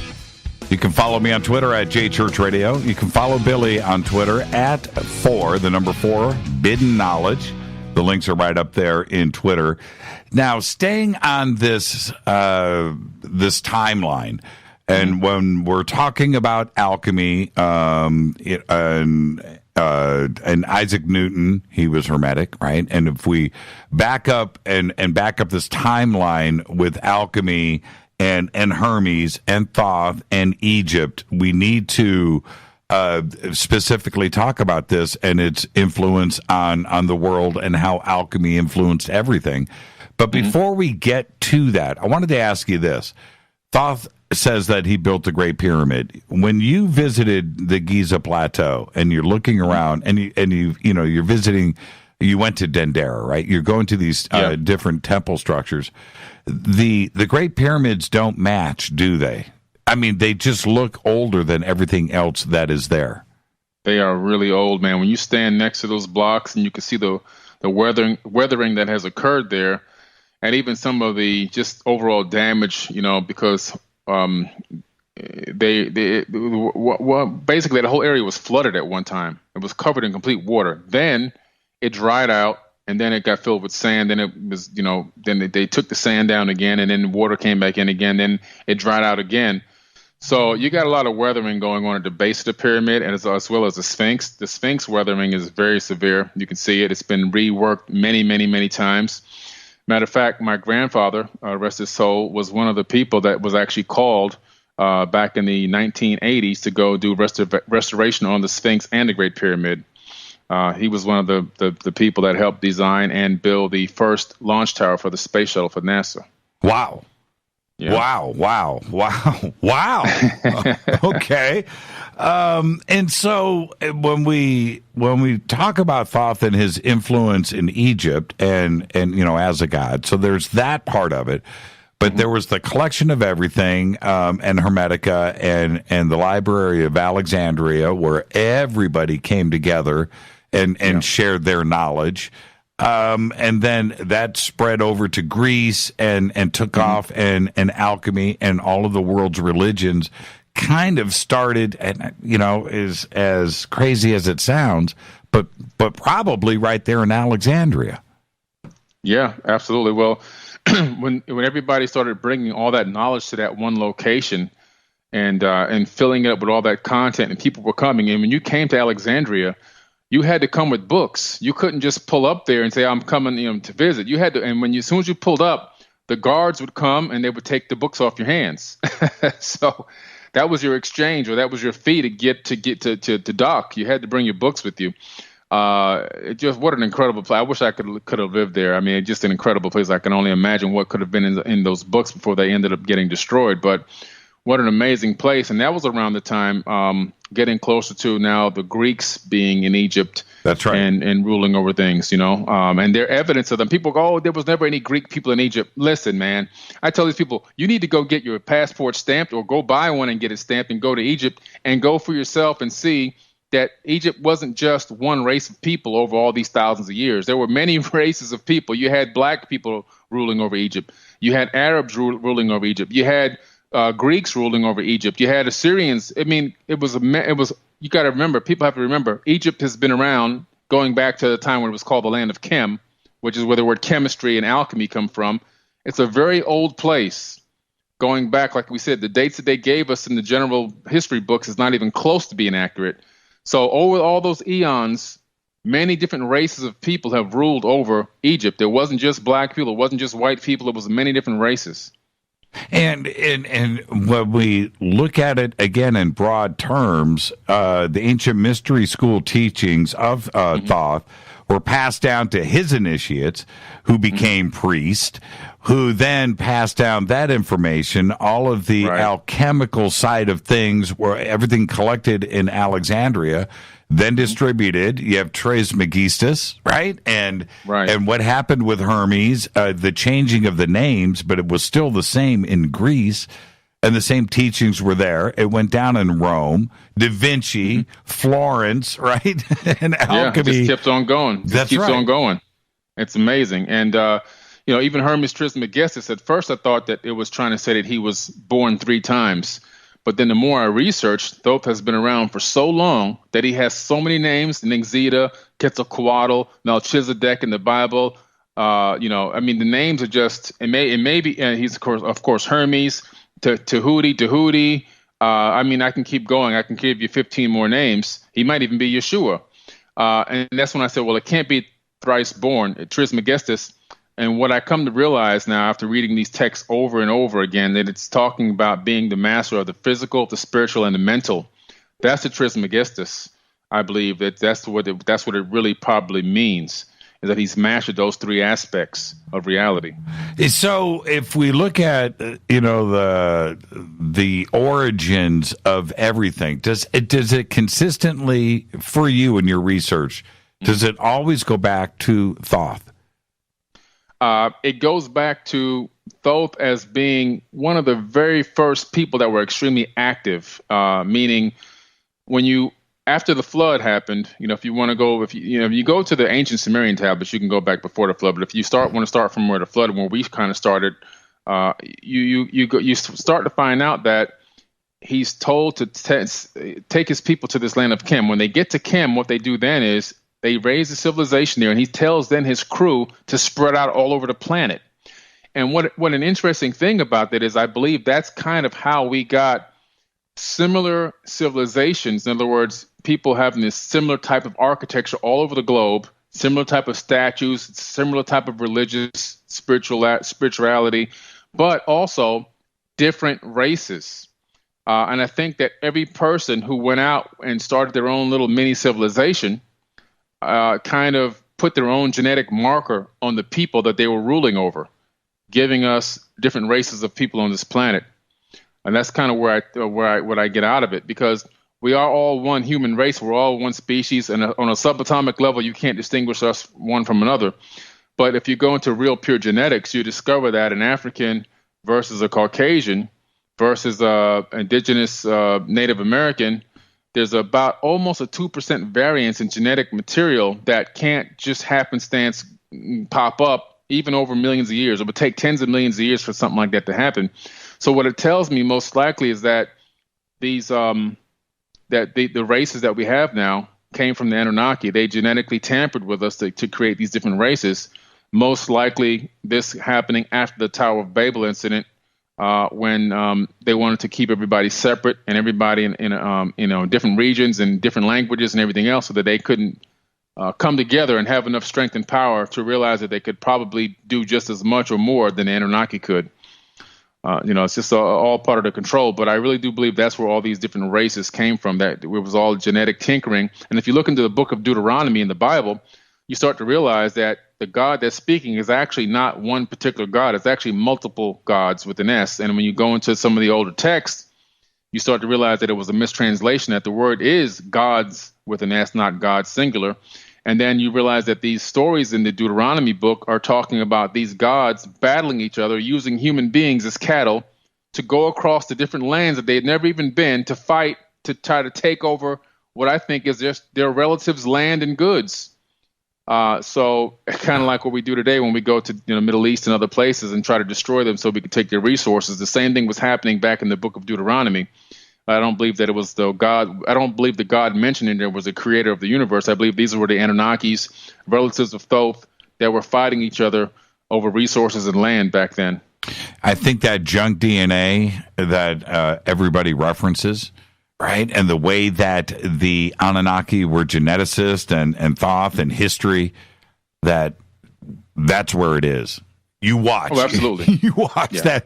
The complete. We're looking for the emerald tablets, but they're within us, right? We're looking for this. They're inside of us. Right. But I'm glad you brought that up, because one of the most important things people need to understand is that 1 gram of DNA, 700 terabytes, can store 700 terabytes of data. So now scientists have actually taken digital information, zeros and ones, and downloaded the entire Library of Congress onto 1 gram of DNA and then uploaded it back into the database again. Yeah, I read that. If you think about it, it makes a lot of sense. It really does. There's a reason why it is there. And if we look at the creation of us as slaves, then why would the Anunnaki have been so sloppy in the DNA to give us diseases, to make us mortal, right? Mm-hmm. To make sure that there were issues there. Now, is it because they were sloppy? Were they making mistakes? Or no, it was on purpose. So when you look into the text, you discover there's a particular part of the tablets that talk about, not the Emerald Tablet, but the Sumerian tablets, right? Where Enlil comes back and sees a tower being built. Now he says that my seed will not abide in man for more than 120 years. Right. In the Bible, it's mimicked as well. And now when you go and look in real genetic science that happened at Harvard University 2 years ago, they discovered that chromosome number 2 in the human body has been fused. And purposefully, not just accidentally, not just developed that way, but somebody went in thousands and thousands of years ago and fuse our chromosome number 2 and put a telomere cap on each end. And a telomere is this cap that has this genetic buffer material. So that every time your DNA and your cells replicate, the buffer is there to prevent information from being lost in the replication process. The problem is, over time, the buffer material disappears with every replication. It gets smaller and smaller. And they found out that the optimal time that a human being can live is 120 years. So there you go, science backing up these ancient tablets again. Okay? That's right. And it's amazing. And let me jump in and just say that I don't think it can happen in nature. Right? No. I don't think that it can, and I don't think it's happened anywhere else in nature. It's only with us, right? Right, correct. Only with us. And now they've experimented with this telomere, and they've experimented on mice to see if they can extend the life of mice past their normal lifespan, and they've increased mice life by 3 times. So you can only imagine what they can do now with a human. So when you hear these Anunnaki talking about, like you read the kings list that in ancient Sumeria, when these kings would rule for 28,800 years each, and you go, well, how can somebody live that long? Well, look, we just tripled a mouse's life. But add that to advanced, bionics and everything else, and you can see how a person could potentially live for many thousands and thousands of years under the right optimal conditions. Now, Thoth, well, he was immortal, right? Marduk was not? Well, all of them were supposedly had the secret to immortality, which was this elixir that they had to drink, and also Thoth would go into the halls of Amenti. So would his father. I never heard of Marduk going into the halls of Amenti, and I've never been able to find a reference to that anywhere. But I'm assuming that with the technology that they had, he could probably live for a very, very long time. But Thoth had mastered, according to these tablets, he had really mastered the aspect of astral projection, finding other bodies or cloning bodies and putting his consciousness into those other bodies. He had even mastered jingling matter out of the ether, through frequencies and all these types of things. So he had really become a master wizard at a lot of this stuff, according to the tablets. But I've never seen where Marduk had gone into the chamber or was immortal. But it did say that he ruled from his skyship a lot in some of the texts that I've read. So he obviously wasn't on land that much. He most likely ruled from space, kind of like his grandfather Anu also didn't come down to Earth that often. He mostly just observed from space. Now, Isaac Newton, being an alchemist and translating the Emerald Tablets and the pursuit of the Philosopher's Stone and these elixirs of life, that's probably what he was pursuing too as well. But also, all of his genius came out. It not only with math, but with physics, and most of Newton's law didn't get changed until Einstein, right? So that's a pretty smart cat. Did it come from very smart? Very smart. Did it come from the Emerald Tablets? And do you think he was pursuing, the elixir of life and immortality as well? Oh, absolutely. I believe he was definitely pursuing that and researching it and trying to acquire that higher level of transmutation within the body that can take you to another level spiritually and physically and gain immortality through that method. A lot of people had tried and even poisoned themselves, just through the experimentation. But it seemed that he had successfully not only translated these tablets, which are still his book or his translation is at the Cambridge College in England and in the UK. But he had also, in my opinion, achieved a higher level of understanding about the material world and the non-material world, just based off of some of his writings and information. And he had also basically, to me, possibly gotten smarter through the reading of these tablets and the deciphering of these tablets. Because, there's just certain parts of this, and you've read them before. If you start saying it out loud, and you start to realize there's it's almost like kind of an incantation in a way, and the way that you speak it, it's like bars in a song, but you start to feel a certain way. Like for example, there's one section in the tab, I think it's tablet number 6, where he's talking about if you're feeling bad or if something is going wrong, or you're being attacked, to go and find a private space, encircle, make an invisible circle around yourself, and then say these words. But the words, the first when I read them, I thought it was like, is this voodoo? What is this stuff? But then I realized, digging more, it's that the actual vibration of these words, the frequency of these words being spoken, coming out of your mouth, have an effect on ether and space-time. And I think Isaac Newton discovered a lot of this stuff that's inside the Emerald Tablets. You can actually, if you understand what's really being taught here, you can actually find ways to manipulate the matrix itself. And that's where, these tablets really got me hooked, because then I realized there was so much in here that you can do if you really understood what was being said and how to verbally speak it in a way that can modify your own reality, as well as give you more information. In other words, when I say more information, I mean Isaac Newton most likely, I hate to use the word channeling, but was getting information from the universal consciousness through these tablets. And what I mean by that is, I don't believe that any human being has any thought of their own. I believe there's only one mass consciousness, and the magnetite crystals in our brains receive that information and give us the thought. So in my opinion, he may have gotten to such a level in depth with the alchemy that he was able to pick up information, and into his crystal receivers, there's millions of magnetites in your brain, and download that information into his body, and then utilize that information to teach people and bring information out to the world. That's kind of where I took it with him. Yeah, we are one. Yep, absolutely. We are one. And I was just going to, I had the perfect question. It just left me. It was right there. And it was this. So there was, going back through history again, before Isaac Newton, that the Renaissance, again, because of Florence and Hermeticism and the Emerald Tablets and alchemy, pulled us out of the Dark Ages too, as well.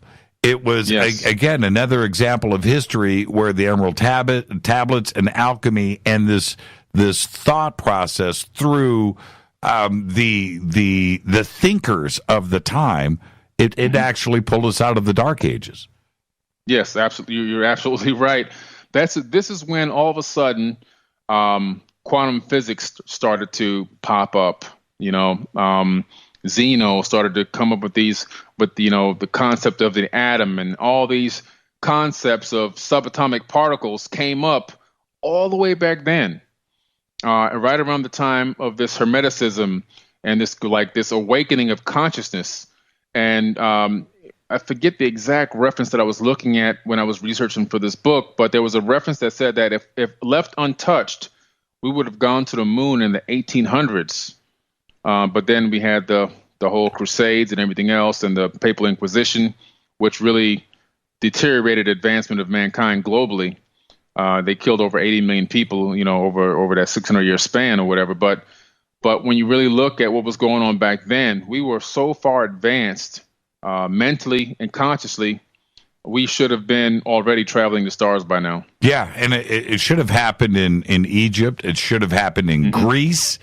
It should have happened in Rome, but the knowledge was curtailed each time, and civilization collapsed. Mm-hmm. Yeah, I think it happened over and over again. We're going to be headed towards a break right here, and I want to set up for when we come back. Also, you want to take some phone calls? Sure, no problem. You down for that? Okay, everybody, get ready. I'll open up the phone lines at the top of the hour, 323-825-5045 and 323-275-9695. But there's something else here that needs to be mentioned. When we look at the Emerald Tablets and we talk about alchemy, there are alchemists right now that I have talked to that say that right now there is a lot of immortality. There are people walking this planet that are thousands of years old. I believe it. Yeah. Is that because of the Emerald Tablets and the mystery schools continuing the alchemic traditions? Absolutely. I believe it 100%. There's people, and some of the elites have their hands on this information, and if we don't take control of this planet back, eventually they're going to sell time to us. Right. Well, it makes me. How old are you? I'm just kidding. But yeah, right. And if we go back and we look, talking about the Renaissance and Isaac Newton and certain thinkers that made these broad jumps that we were just talking about, then you had Da Vinci, who was Hermetic. Yes. And he was also deciphering and translating this information, but he was way ahead of his time, too. Either he was a time traveler, right, and came to the future and went back, or he had access to the oneness and was able to get this information, too. Right, exactly. Incredible stuff. I mean, Da Vinci was one of the most enigmatic figures in history. His work, his understanding of pi and phi and Fibonacci and everything else. I mean, the guy was just the way he did everything. Even his art was set up on the golden ratio, and his technology was so advanced. He was like a Tesla back then, And he just had this information. He would just download it from wherever he was getting it, or like you said, maybe he was from the future. You just never know, man. I can't rule anything out because I've seen so many incredible things in my life already that you almost have to say, okay, it's a possibility. Was the Christ consciousness the same as Hermetica? Yes, it is, actually. That's what it really is. That's what it's about. And do you consider, I'm just going to do this right before the break, do you think Da Vinci was awake? I think he was definitely awake, and I think that he wanted to put a lot of information out so he would encode his secret knowledge into his work. Hoping that, particular people who are awake enough could see it and understand it, or maybe far in the future would be able to grasp it, just because of the era and time that he lived in. So I really do believe he was definitely awake. How did the research for the book into the Emerald Tablets, did it change your worldview? Oh, it did, man, because I started utilizing some of the meditation techniques in here, and I started really understanding the matrix a lot more. I already had a pretty decent understanding, but when I tell you that I could see geometric patterns in my meditations after going through this book 50, 60 times, I can start to see geometric patterns. And then not only that, I was able to trigger those geometric patterns while I was even awake with my eyes open. And it's almost like we are literally living inside of a light matrix, which the Emerald Tablets really alludes to the fact that we're living in a holographic matrix, which I talk about a lot on Forbidden Knowledge. And the fact that we are living in a simulation, that somebody above us in an ancestor civilization has literally flipped a switch on, and we're most likely in a universal experiment. So we're an experiment within an experiment within an experiment, and the chances that we're in base reality are probably next to zero. There's probably trillions of levels of ancestor civilizations above us, and we just happen to be one of them. I'm okay with that, and we're going to continue. I'm fine. Yeah, I'm totally cool with that. We're going to talk about that more when we come back. Our guest tonight, Billy Carson, and we'll open up the phone lines too as well. It's Fade to Black. I'm your host, Jimmy Church. Again, follow me on Twitter at JChurchRadio. You can follow Billy on Twitter at the number 4 Forbidden Knowledge. We'll be right back.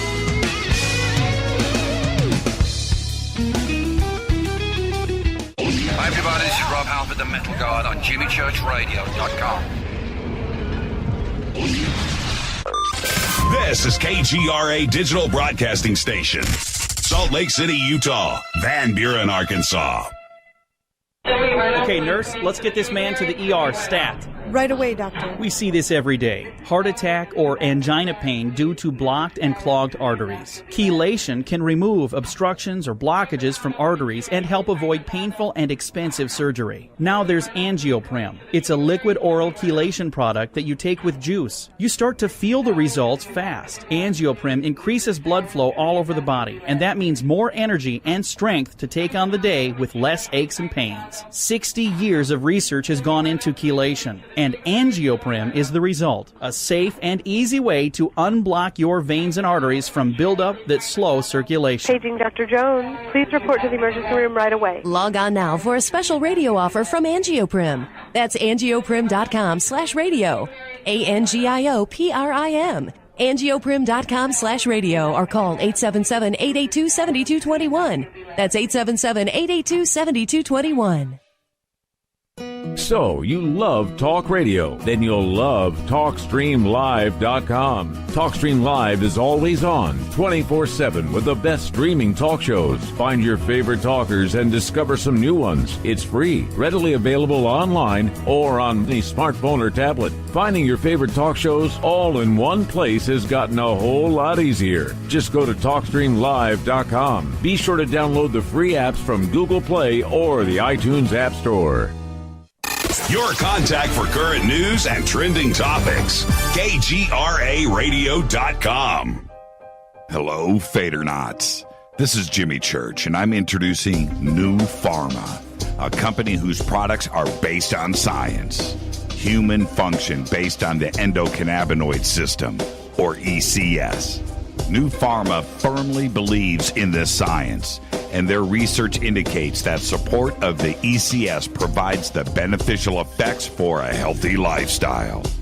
New Pharma's science includes relief capsules for pain relief, sleep capsules, which are natural support for occasional sleeplessness.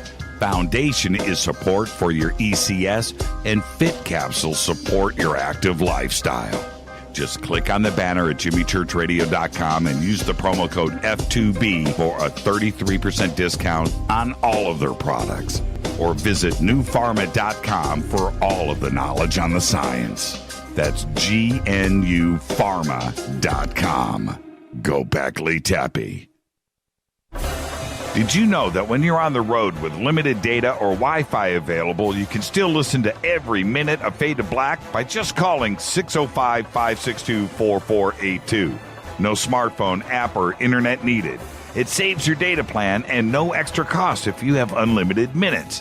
Just call 605-562-4482. You can listen to me, Jimmy Church, on any phone, anytime, anywhere. Go Beckley Tappy.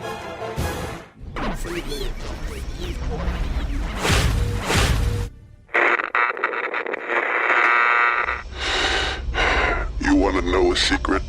I love ponies. I really love ponies. I'm serious. I couldn't stay sane without ponies to brush. Why fade to black? Because you never got that pony, damn it. This is Fade to Black with Jimmy Church on the Game Changer Radio Network and KGRA, the Global Radio Alliance.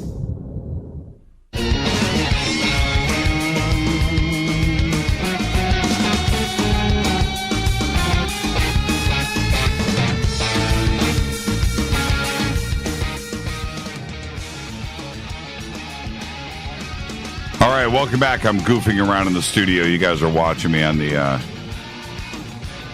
bunker cam. You know that I'm having fun. Our guest tonight is Billy Carson, and I've opened up the phone lines. I've got a bunch of people on hold, so we'll get to calls here in just a second. And boom, I've got to get all of this going. Okay, good. We're good. Okay, so if you're on hold, stay right there. And now we were just talking about this is the other thing that kind of Billy takes me to another place. When we are talking about all of these thinkers that were way ahead of their time, there's a connection. And I don't care if it's Jules Verne. I don't care if it's a scientist. I don't care if it's a religious figure. All of them have this hermetic Thoth alchemical tie that brings them all together. Are we at the verge, like I asked you right before the break, how has it changed you? Are we right at a point in history where this is all going to come to pass, and the holographic world, the binary possibilities, the matrix, and the alchemical side, all of this is going to come together? I'm okay with it, but what about the rest of the world? I think, human beings are very resilient, and I think that presented with the appropriate information and a complete story of everything, they would not only be able to understand it and digest it, I think it would make us a better planet overall. I really do believe that we are getting very, very close to a major breakthrough in consciousness on this planet. We're going to reach a critical mass of conscious folks. In other words, people on a higher level of thinking than before. within the next 15 to 20 years, maybe 30 at the most. I know that the age of Aquarius officially ushers in 2025, I believe. That's when it really officially starts. Even though we're in the age of Aquarius, we haven't really gotten there yet. It's coming up in 2025. But I'm starting to see a lot more children now that are on a wavelength that is just beyond belief, that are just, their brain function is just way out there. I'm starting to see a lot more people coming up with ideas and concepts that are just outside of the box. And I just think that overall understanding is going to be increased. And I think once we start to go down the path of Nassim Haramein with the unified physics and start combining the spiritual with the physical and the subatomic, then the understanding, if we can start teaching that in school or in college somewhere, the understanding of what this realm is really all about is going to really just enlighten everybody. And I think we're going to see a lot of people waking up to a certain level that's going to help us move forward, take back control of this planet, put down these 100 families that are controlling 7.5 billion people, which is a total lunacy to me that we've allowed this to happen. And move forward and go into that golden age. Let's go to the phones. Hi, you're live on Fade to Black. Who's calling? Hi, my name's Thomas Hand. Hey, Thomas, you've got a really bad connection. Call me right back, and I'll put you at the front of the line. Let's go stay on the phones. Hi, you're live on Fade to Black. Who's calling? Jimmy, hi, this is Ken from Irvine. Hi, Ken from Irvine. Say hi to Billy. Hi, Billy. Boy, All what right. a show, Jimmy. Billy, fabulous. It just hit a chord. Really appreciate it. Talk about getting you learn on. Yeah, exactly. Yeah, I wanted Appreciate to it, man. ask Thank you. We talked about Adam and Eve, so I'm just wondering about the original sin and the eat from the tree of knowledge or the tree of life. Is that in this realm? Is that referenced? Yes, actually it is. Basically what happened was in this Eden that they were in, this experimental area, people were forced to mate at specific times and not mate and so forth and so on. And there was also an area in there where Adam and Eve were located, where they were going through their learning process on how to tend the garden and handle animals and so forth and so on. It's like a real learning process they were going through. During this time, Enki comes in, who's Enlil's brother, and starts enlightening the two of them on information, on wisdom and knowledge and understanding. And so the original sin thing has nothing really to do with disobeying or not listening or doing something evil or eating an apple. The apple was a book. The apple is knowledge. They were able to, wherever it was, digest some of this knowledge that Enki kind of cued them into, and he was then called the serpent by his brother. But in reality, it was about getting information and knowledge. And when they got this information and knowledge, all of a sudden they realized they were naked. They realized that where they were, the blinders were taken off. They understood that they were being treated like animals in a zoo. And that's kind of where it went. And if you go into the Apocrypha text that was taken out of the Bible and look at the book of Adam and Eve, then you realize they were then kicked out of the garden, and Adam tried to commit suicide. And one of the guards, Enki's guards and Lil's guards, came over and stopped him from drowning, stopped him from killing himself. And he went through this whole process of being depressed and everything else. This is all in ancient text that's available to the general public, but nobody knows it. It's really there. You can get it now on Amazon and stuff. You can get the Apocrypha. But it's an amazing story. But the original sin was just the fact that they were able to get access to knowledge. Thank you for the phone call, Ken. Great question. Thank you. Yeah, Thank you, Billy. have a great night. Let's go to Paul. Paul, say hi to Billy. Hi, Billy. Hey, hang on, sir. I am just absolutely, really, really excited to be on with you tonight. I've got two basic questions. First one has to do with Viracocha. Mm-hmm. And I'm wondering if Viracocha isn't another incarnation of Thoth. That's what I also took from it. Viracocha. I even have a Viracocha artifact in my house that I collected. I believe that was also another incarnation of Thoth. He had so many of them, and But I do believe, just based off of what I read, that was another one, and he also helped develop that mountain civilization as well. Second question, Paul, quickly. Is he still with us? And I'll take my answer off the air. There you go, Paul. I believe he is. I believe that Thoth is still walking either this planet or another, just based off of the fact that, or I don't want to say the word fact, but based off of the record that he left behind that states that he's, done this 100 times, 100. That's 100,000 years of lifespan. I believe he's probably an expert at it. And the only thing that could probably take him down is if somebody kills him without him being able to transfer his consciousness first. And maybe even that wouldn't stop him. Maybe he's developed a way to get to the astral plane and then find the body. I'm not really sure. But I do believe, in my personal opinion, he's still walking the earth right now, or another planet. Let's go back to the phones. Hi, you're live on Fade to Black. Oh, I lost that call. Let's go to the next one. Hi, you're live on Fade to Black. Say hi to Billy. Hi, Billy. This is Phil. Hi. And hi, Jimmy. I wanted to ask about the last two tablets. I knew a little bit about the beginning, the all is all is consciousness, as above, so below, vibration, gender, all that stuff. So I'm kind of curious about the stuff that I haven't heard about. Could you that's the best part of the book, because it goes into the fact that we are God. That's really what that's why it had been suppressed for so long, because originally those two were held back and then released much later. But to summarize it, because we don't have a lot of time to summarize it, it goes into the fact that we are God. In other words, the essence of the universe itself that creates everything we see, know, hear, touch, feel is inside of us as well. So we are the God. We are God, and God is us. It's both one and the same. And what happened is consciousness has separated itself into trillions of entities, so it can experience itself subjectively from many different aspects of life, whether it be from a bacteria all the way to a conscious sentient human being or a humanoid on another planet. It doesn't matter. It's collecting data, and what this data is being collected and sent to, where the source is being sent to, I really don't know. But I believe that this entire thing is a data collecting experiment. And thank you for the phone call, Phil. I have let's stay right there for a second. 323-825-5045 or 323-275-9695. If you're on hold, stay right there. If we are divine, right?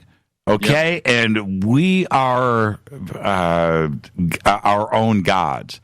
Now that in turn goes against most of the doctrine and dogma that is out there.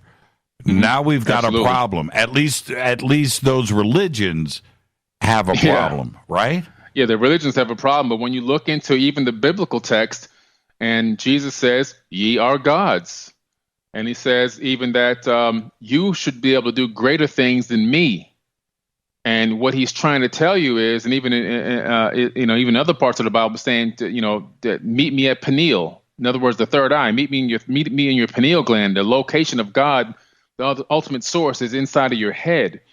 And what this really is all about is discovering that we are co-creators in this entire realm, and that we are not just creating reality individually, because that's collective, but we are creating our own reality tunnel. And that's been proven by so many scientists through experiments with water and sound and words and frequencies and vibrations and how what you say and what you speak with intention.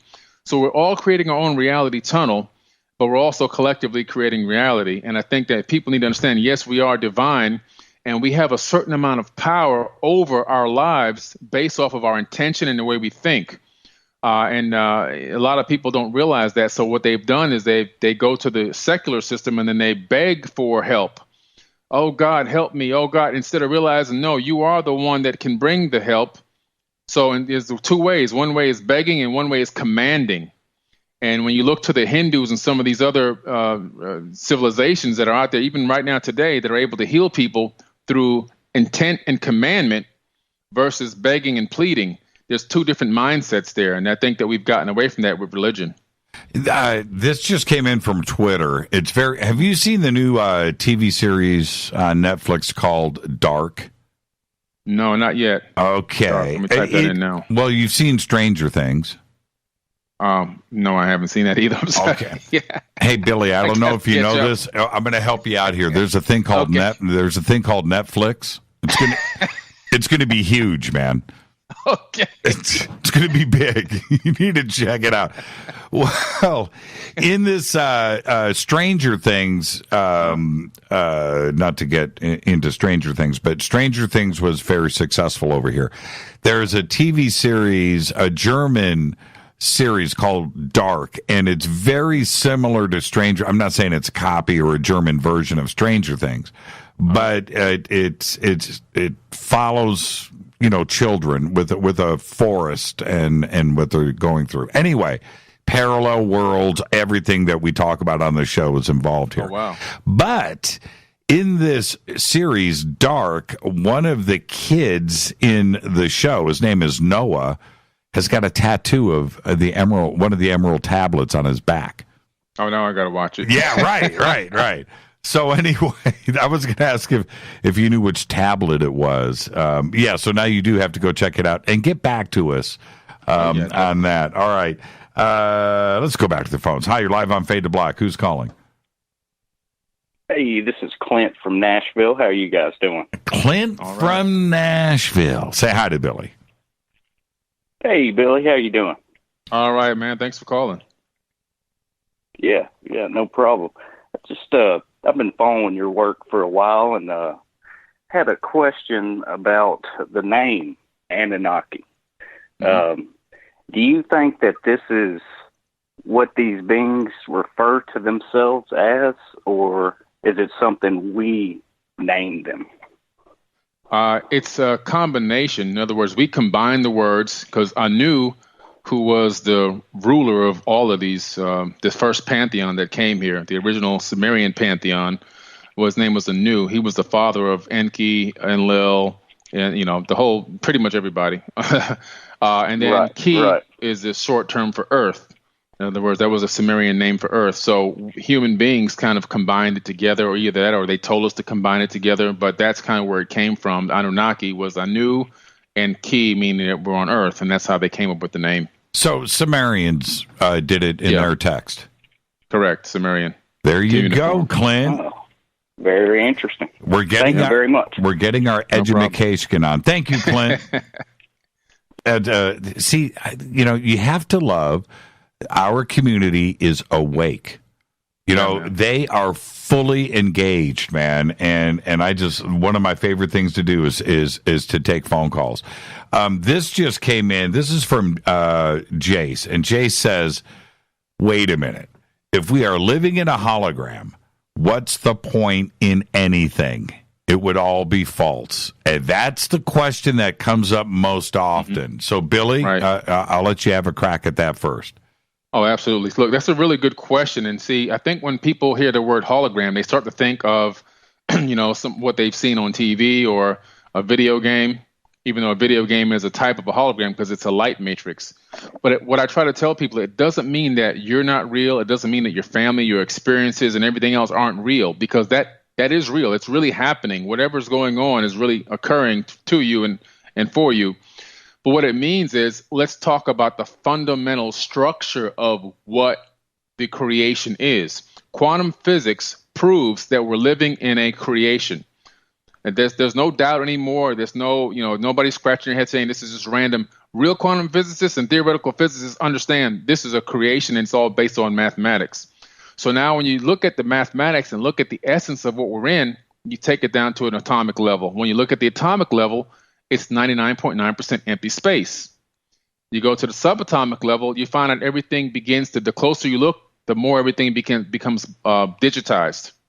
And a famous professor named by Sylvester James S. Gates at the University of Maryland discovered that area that we're looking at, that etheric area that almost seems to be like nothing's there, or digitized particles, he discovered that it's something called Adinkra codes. And these Adinkra codes are the same exact codes that run search engine browsers and computers.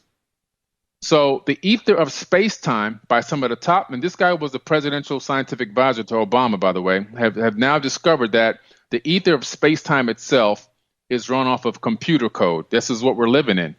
So it doesn't take away from the fact that we're entities and beings and sentient and everything else, but what it means is, it just means that the method used to create this realm is a digitized method, most commonly that we have kind of adopted ourselves, probably just because it's built into us. Computer code, zeros and ones, data in bytes. And we'll probably create the same thing. We have a program called The Sims now, a video game. Right. In 8 to 10 years, they're saying it's going to be conscious people in The Sims. So they're going to be having a radio show like this. They're going to be talking about where do we come from and everything else, and trying to figure out when the Big Bang happened for them. So it's really another ancestor civilization type of a setup. But again, it's not that it's fake. It's just that it's the method used to create the reality. Yeah, it's still real. You're still making your own decisions. You still have free will. Let's not. I'm okay with it. It doesn't change our reality. No. Right? You're still going to have to pay taxes. You still got to get. If you think you don't have to get up and go to work to pay the rent or eat to stay alive because we're living in some computer simulation, you've got something coming to you. Exactly. And I think that real quick, I think that everything is an electromagnetic wave. Everything, even everything you think is solid, really doesn't exist as a solid object until your brain collapses it into a digital bit of information that we can call matter. That's kind of the way I think everything really works and how we collectively create the reality. Yeah, I mean, if you go just out of frequency by just the tiniest of amounts, everything disappears. That's right. It's really true. We happen to see in this very thin, spectrum of light. That's where we exist. But outside of that spectrum, to the right or to the left, by the slightest change in numbers, is a whole nother reality. Absolutely. We just and that's don't why see I tell it. people that if somebody can phase shift their atomic structure, they can walk into another universe or walk into another dimension. And who's to say other entities have not already done that? Of course they have. And you could, walking through walls. Well, the walls aren't even there anymore. Right? Exactly. So that I know it's twisted to go there, but this is based on scientific fact. And you're absolutely right about quantum theory and quantum mechanics and parallel worlds. It is just the way that it is. Got time for one more phone call. Hi, you're live on Fade to Black. Who's calling? Hey, Jimmy. Kyle from Sacramento calling. How are you? How you doing? Doing good. Say hi to Billy. Good.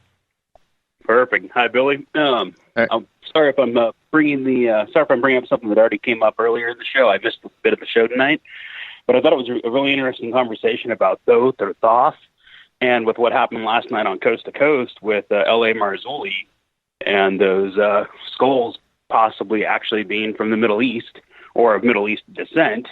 With the announcement of the Paruka schools, I think it's called. Yeah, Paracas. Paracas. And so I'm curious, what does Billy think if that could possibly be the idea of Thoth coming down to South America too? Yeah, just like Quetzalcoatl and what Graham Hancock was saying, and that's a really good point. Thank you for the phone call. I had the results of the DNA last month. Speaking with the team off the air, I didn't want to let the cat out of the bag, but I didn't listen to the show last night. But I can freely discuss this now. Yeah. Okay. So the DNA test results showed these skulls from Peru have the genetic signatures of not only the Middle East but North America. So that's a very interesting twist on these elongated skulls coming out of Peru. He's absolutely right. What does this show about Thoth? Well, one thing that I can just go back to this is the Sumerian tablets after the Great Flood. Before the Great Flood, only Sumerian kings, which were Anunnaki, would rule over the earth and mankind in different regions of the planet. After the Great Flood, they decided to start allowing humans in a specific bloodline to rule over humans, to take off some of the workload off of the Anunnaki. Right. And I think it's because they probably wanted to go explore other parts of space and things like that. But whatever. But so that happened, and that means that these people were half human, half Anunnaki. And I think those are the elongated skull people the ones that are not a result of skull binding. And I think this is why the pharaohs would call themselves gods, or really the kings would call themselves gods and had people worship them because they felt like they were, because they had 50% of the gods' DNAs in their DNA in their bodies. And then that bloodline spread out all over the planet to rule over human beings in certain regions of the world. And I think that when you see an elongated skull person, that you're most likely seeing a person that was a demigod or half human, half Anunnaki, lineage. Now, what's amazing about this is that just on the 24th of February, a few days ago, they discovered Thoth's priests in Egypt. In this place, 1,000 statuettes, alabaster canopic jars, organs. They discovered the priest tombs and everything, all going pre-dynastic and directly affiliated with Thoth. This is like a big discovery that just happened not too long ago. So I'm really dying to see what some of these mummies look like. I want to see if they have the big skulls, the elongated skulls. There's a few photos online, but I'm waiting for some more of the better images to come out. But they found a lot of content in this area. And they've already related it directly to Thoth and his priesthood, which is amazing. So that, again, confirms who he was and that he really did rule over Egypt at a certain period in time, pre-dynastic. And I really would like to see what these skulls look like when they bring them out. Okay, I'm going to have to ask you to do a little overtime with this. Are you down for another 10, 15 minutes after this break? Yeah, man, let's go. Man, I'm just having a great time. I'm just having a great time. So we'll save my thought process. I won't forget where I was going for after the break. But I want to stay here because of the elongated skulls. Yeah. Akhenaten, obvious. But his connection to monotheism and Ra, and and his direct depictions of not only his body type but his face, his skull, and the way that he looked suggest Anunnaki, and I can't get away from that. It feels alien ET-ish to me. Yeah, it does, and I've got a lot of information for that, to talk about it with that subject. So that's a great question. Okay, great topic. So are you with me on that? When you look, sir. I mean, you just look at him, and he does not look like anything else that has been represented for 3,000 years throughout Egypt. Now, typically the broad shoulders, the tiny waist, very strong looking. And then all of a sudden you have Akhenaten who comes, and he's got black African type of facial structure features, but his skull is humongous. His children's skulls are all elongated, not from binding. You can tell that the size of the skulls from the busts are, they're massive. They're just super massive. And then you look into the fact that he was worshiping the sun god, was Ra, and he ushered in monotheism under Ra's order. Right. To do so, because, that's what Ra wanted. He didn't want his brothers and his cousins and nephews and everybody else on the planet, the other Anunnaki, to be worshipped anymore. He wanted to take all the credit. He actually took, kingship early, ahead of his processional period, and caused a pyramid war because of this, because he jumped the ship. He jumped the line and tried to take over too early. He ended up getting it, whatever. They kind of just said, whatever, just take it, man. But they ended up having a battle and everything else over this. But another thing that people don't understand, when you go to Egypt, you can learn this for yourself. Everywhere you go, the gods, all these hieroglyphs and everything, they're all defaced. 99% of them are defaced. And this was mostly done under the order of Akhenaten. Okay, so what people have to understand is, yes, I'm pretty sure there were some statuettes and things like that defaced by different cultures, Europeans, whatever. But the thousands upon thousands that I witnessed from all the temples that I went to when I traveled, I was there for a month. I went all over Egypt. This was ordered by Akhenaten. Even hieroglyphs he had ordered to be erased, completely wiped off the record if they represented any other god, which were all his, the Anunnaki rulers and pantheon. And so go ahead. He did it. Yeah, I was going to say he's the one who ordered it. Yeah, he did. And this is the other remarkable thing about him and Nefertiti. The entire for up to that point, 1,500 years, the priest had it good. It was a money system, right? So they had the temples, and they were getting fed, and the priests were rich, and their families, and everything was going good. And he stopped that. Yeah, no. He stopped it cold, man, like overnight almost. He had a target on his back, man, no doubt. Oh, my God. There's a possibility he might be the Moses that fled out of Egypt. There's that aspect of it, too. Absolutely. Our guest tonight, Billy Carson. I'm having a great conversation. I'm going to hold Billy over for a little bit of overtime, and I've got to keep my thoughts going. And so you are going to get your learn on along with me. This is Fade to Black. I'm your host, Jimmy Church. More with Billy after this short break. Stay with us.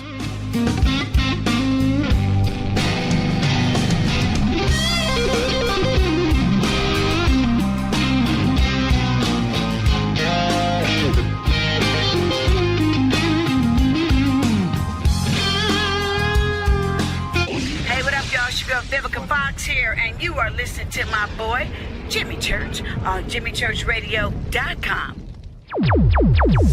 Despite popular opinion, reading a book will not make you smarter. But listening to Jimmy Church will. So you went to dinner last night, you had your favorite pasta. Ugh. Or maybe you had a heavy, spicy meal and it left you. Ugh. GetTheT.com. Maybe you mowed down a huge steak and your plumbing is all plugged. Ugh. GetTheT.com. Our super strength tea will take care of your occasional. Ugh. It's all organic and non-GMO. Get rid of ugh. We have so many great supplements, but our super tea is number one. GetTheT.com. That's GetTheT.com. So, you love talk radio? Then you'll love TalkStreamLive.com. TalkStream Live is always on, 24/7 with the best streaming talk shows. Find your favorite talkers and discover some new ones. It's free, readily available online or on mobile with any smartphone or tablet. Finding your favorite talk shows all in one place has gotten a whole lot easier. Just go to TalkStreamLive.com. Be sure to download the free apps from Google Play or the iTunes App Store. When you take the beans from Central America with dashes of Indonesian and African mixed in and then roast it to the dark side of Fade to Black, you create the ultimate brew of fringe. Introducing the Fade to Black blend from River Moon Coffee. Yes, River Moon's darkest customized roast was created for the love of Fade to Black. The alchemy of masterful roasting and smoking the beans is in every sip of this full-bodied, dark Java. I need my coffee dark, deep, with distinct bittersweet chocolate highlights, just like the bunker. Leaning further into the darkness of the roast is Fade to Black blend from River Moon Coffee. Just click on the banner at JimmyChurchRadio.com and use the promo code F2BBLEND for 15% off of your order today. Go Beckley Teppy.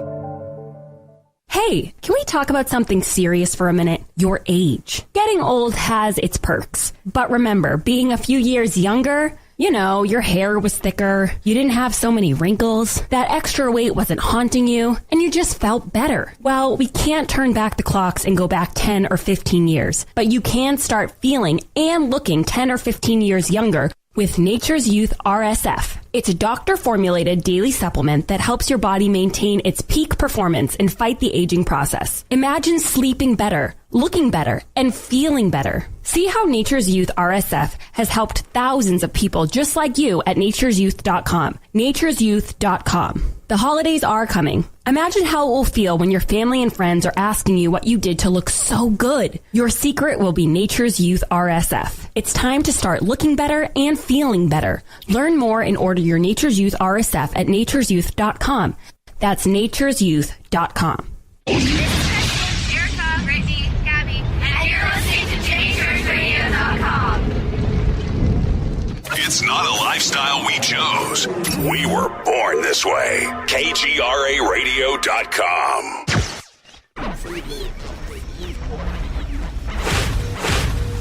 This is KJCR at JimmyChurchRadio.com.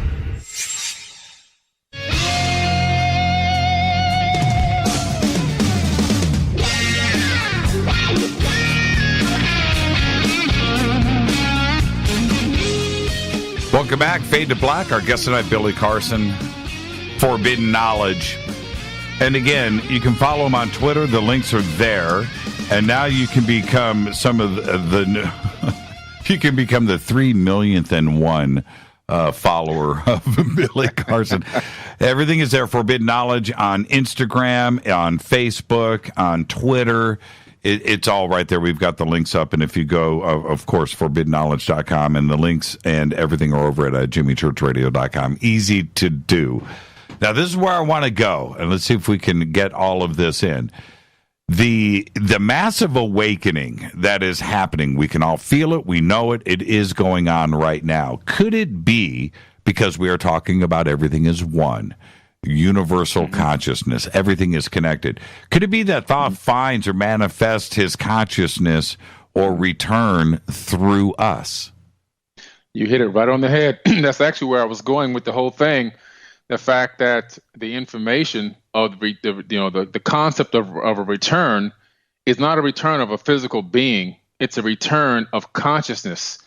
And the best way to make yourself immortal and spread your information is through wisdom, knowledge, and information. And everything has a cycle. And now we're going into a cycle of being able to get this information again.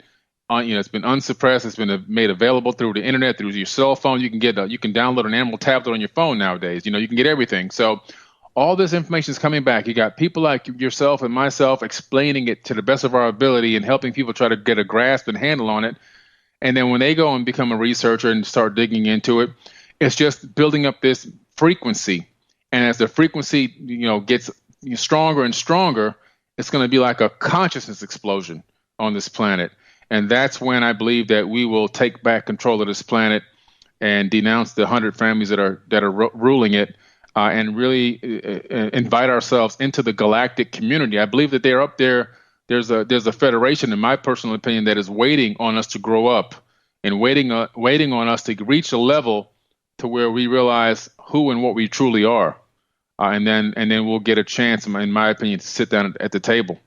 It's never happened like this before, because if you look, this massive awakening wave, it's got to be a sign of something, right? But not before in history has it ever shown itself like this.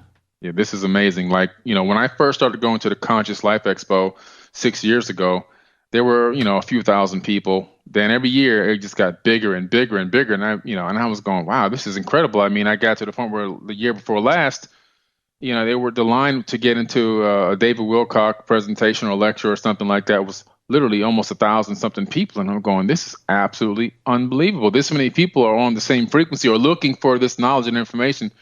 And then to see everybody walking around this year just passed, and I'm going, wow, it increased again. And now Contact in the Desert has increased, which I'll be speaking at in June. And it's just like it's growing at an exponential rate right now. There's more conscious conferences popping up. I've been invited to 8 of them already over the next year. And I'm going, they didn't even exist before. This many people are looking for this type of information. They want something different. They want an understanding of something outside of the norm that they've been taught.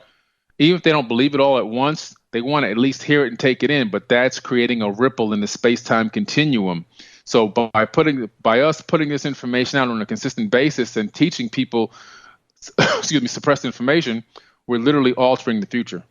I can't wait to hang out with you at Contact in the Desert. It's such a big part of what we do here. You're aware of that. Yeah. I understand. Yes. But let me tell you what I'm bummed about. Your big presentation is at the same time as my panel on Sunday night, right? And so I'm putting the panel together, and I wanted you on the panel, and I'm because that's our the Sunday night farewell deal. And I'm like, man, Billy's speaking right up against me. Oh, goodness. I thought I was going to be on the panel. Well, maybe we can move some stuff around. But wait till you see what's going on out there. Conscious Life Expo, excellent. Consciousness and awakening. But Contact in the Desert is different in that it's all about disclosure, right? That entire thing. And when you get around, that many thousands of people focused on you, you're going to have the best time of your life. And now also but I'm probably going to introduce you at when you're doing another presentation there. But it's Contact in the Desert is so cool. I want to ask you really quick. You're doing two different. You're doing a workshop and you're doing a lecture. What are you speaking about at the workshop? At the workshop, I'm going to talk about the Enuma Elish and the 7 tablets of creation and the Archeo-Astronomy epic. So I'm going to take us back to the ancient Sumerian account of the creation of our solar system and show that there were advanced beings occupying, this region of space at that time. So I'm going to kind of take it all the way back so people can get a good understanding of how our planet even got here, where Earth even came from, how we got our moon, where our moon came from, how we got the asteroid belt, and all of this. I'm going to really do, I think, a good job of taking us into that, and then I'm going to bring them a little forward into right up to the point where we get to Thoth and some of the architecture and things like that. So it's going to be pretty exciting, I think, for a lot of people who haven't seen some of this information, as well as some of the information, the astronomical and cosmology of the Milky Way galaxy itself. There's so much unknown that I've been able to capture from valid, verified, peer-reviewed science that I want to share with the people there as well. Man, that back up the tablets. I'm going to be there for that. I'm going to do that. What night do you get there? I'll get there on the last day of February. No, you mean the last day of June, July, June. March. The last day of March. March to the 31 days of March. No, May. The last day of May. May. Okay, May. Yeah. April. I have so many conferences I'm going to. Yeah, no, it's June 1st through the 4th. Now, see. Here we go. Okay, I'm looking at it now. I got my calendar. Okay, May 31st is when I get there. Yeah, you're confusing me. Okay, so I'm getting lost with all these shows. Because I know, I'm in the same boat. So Friday night, we broadcast Fade to Black live from the Conscious Life Expo. So I'm formally inviting you to come on and meet the Fadernauts and our audience there at Contact in the Desert. So that's a formal invitation right there. Man, thank you. I appreciate it. Oh, it's going to be great. It's going to be great. Now, your lecture, what is that going to be on? The lecture is going to be on proof of life in our solar system. I'm going to show probably maybe 100 or so of the well-documented anomalies that we've discovered through the group that I have, the UFAH group, United Family of Anomaly Hunters. We've downloaded over 1 million images from NASA and the European Space Agency, the Indian Space Agency, the Russian Space Agency, from all the many space probes and rovers that we've had go out into our own solar system. Out of those over 1 million, about 1.2 million, we've got about 57,000 cataloged anomalies now. Things that don't belong where they are or don't appear to belong where they are on that moon or planet in our solar system. And even some of the comets that have come through, we've got some anomalies on the comets as well. So I'm going to show you that, and I'm going to show you some of the images we have that appear to be humanoids. We don't know if they're statues or alive or dead. We don't know what they are because we're not there, but we're going to show you some stuff that is going to blow your mind that anybody can pull up because we're going to also provide the source links. But we've gotten some incredible data that has made international news many times over, been on many CNN, NBC, Fox. We've been everywhere. They've pulled up our stuff and found it and put it out there. So I'm pretty excited to go out there and show people that you don't have to look 20 light years away, 1 million light years away to find an exoplanet that might potentially have life. We have proof that there was an ancient civilization alive right here in our own solar system, right above our heads. This is what I'm so fascinated with. When I look at Curiosity and I get into the 360 panoramic shots, right, that you can pan around. Yeah. Yeah. There is something there, right? Mm-hmm. It just doesn't look natural. There are, right. You look around and I'm just like, wait a minute. If I was going across the surface of Mars, I'm walking, right? I've got no food. I need to get somewhere. I can look at the Curiosity rover and find something that I need to walk to. Right? It's a building. There's something there. There's so much stuff there. It's almost like it's mind-boggling. And it's not Earth. People are saying it's this island. No, the island is where they were testing the Curiosity rover.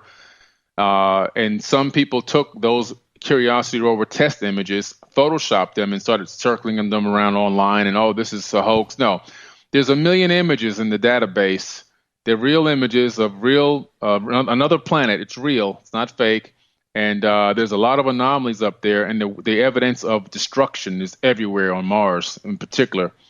Mars has been washed over, and most likely it had 2 catastrophes within a several million-year period of time. The first one most likely happened when Tiamat exploded, which is now the asteroid belt. Right. And part of Tiamat swung away and became the Earth that we're living on right now, which is why when you go into a coal mine and go down 250 million years, you pull up a vase. I don't think that vase came from a civilization on Earth. I think it came from when we were part of Tiamat. That's another thing I'm going to cover in the lecture as well. And then also, it's just amazing stuff, man. It's just so much. I mean, that's an interesting take. Right, yeah, so nobody's ever come up with that before. Right, so the artifacts in the collision. Mm-hmm. Certain stuff was exchanged and was deposited here. Exactly. Wow, there was a 500 million year old vase was discovered in Michigan. I mean, to me, this vase is most likely from the time we were part of Tiamat, before the collision happened of Nibiru smashing it in half and us becoming the Earth and taking the moon along with the moon. Our moon was actually a moon of Tiamat. That's why there's no material from Earth on the moon. The moon is made of helium-3.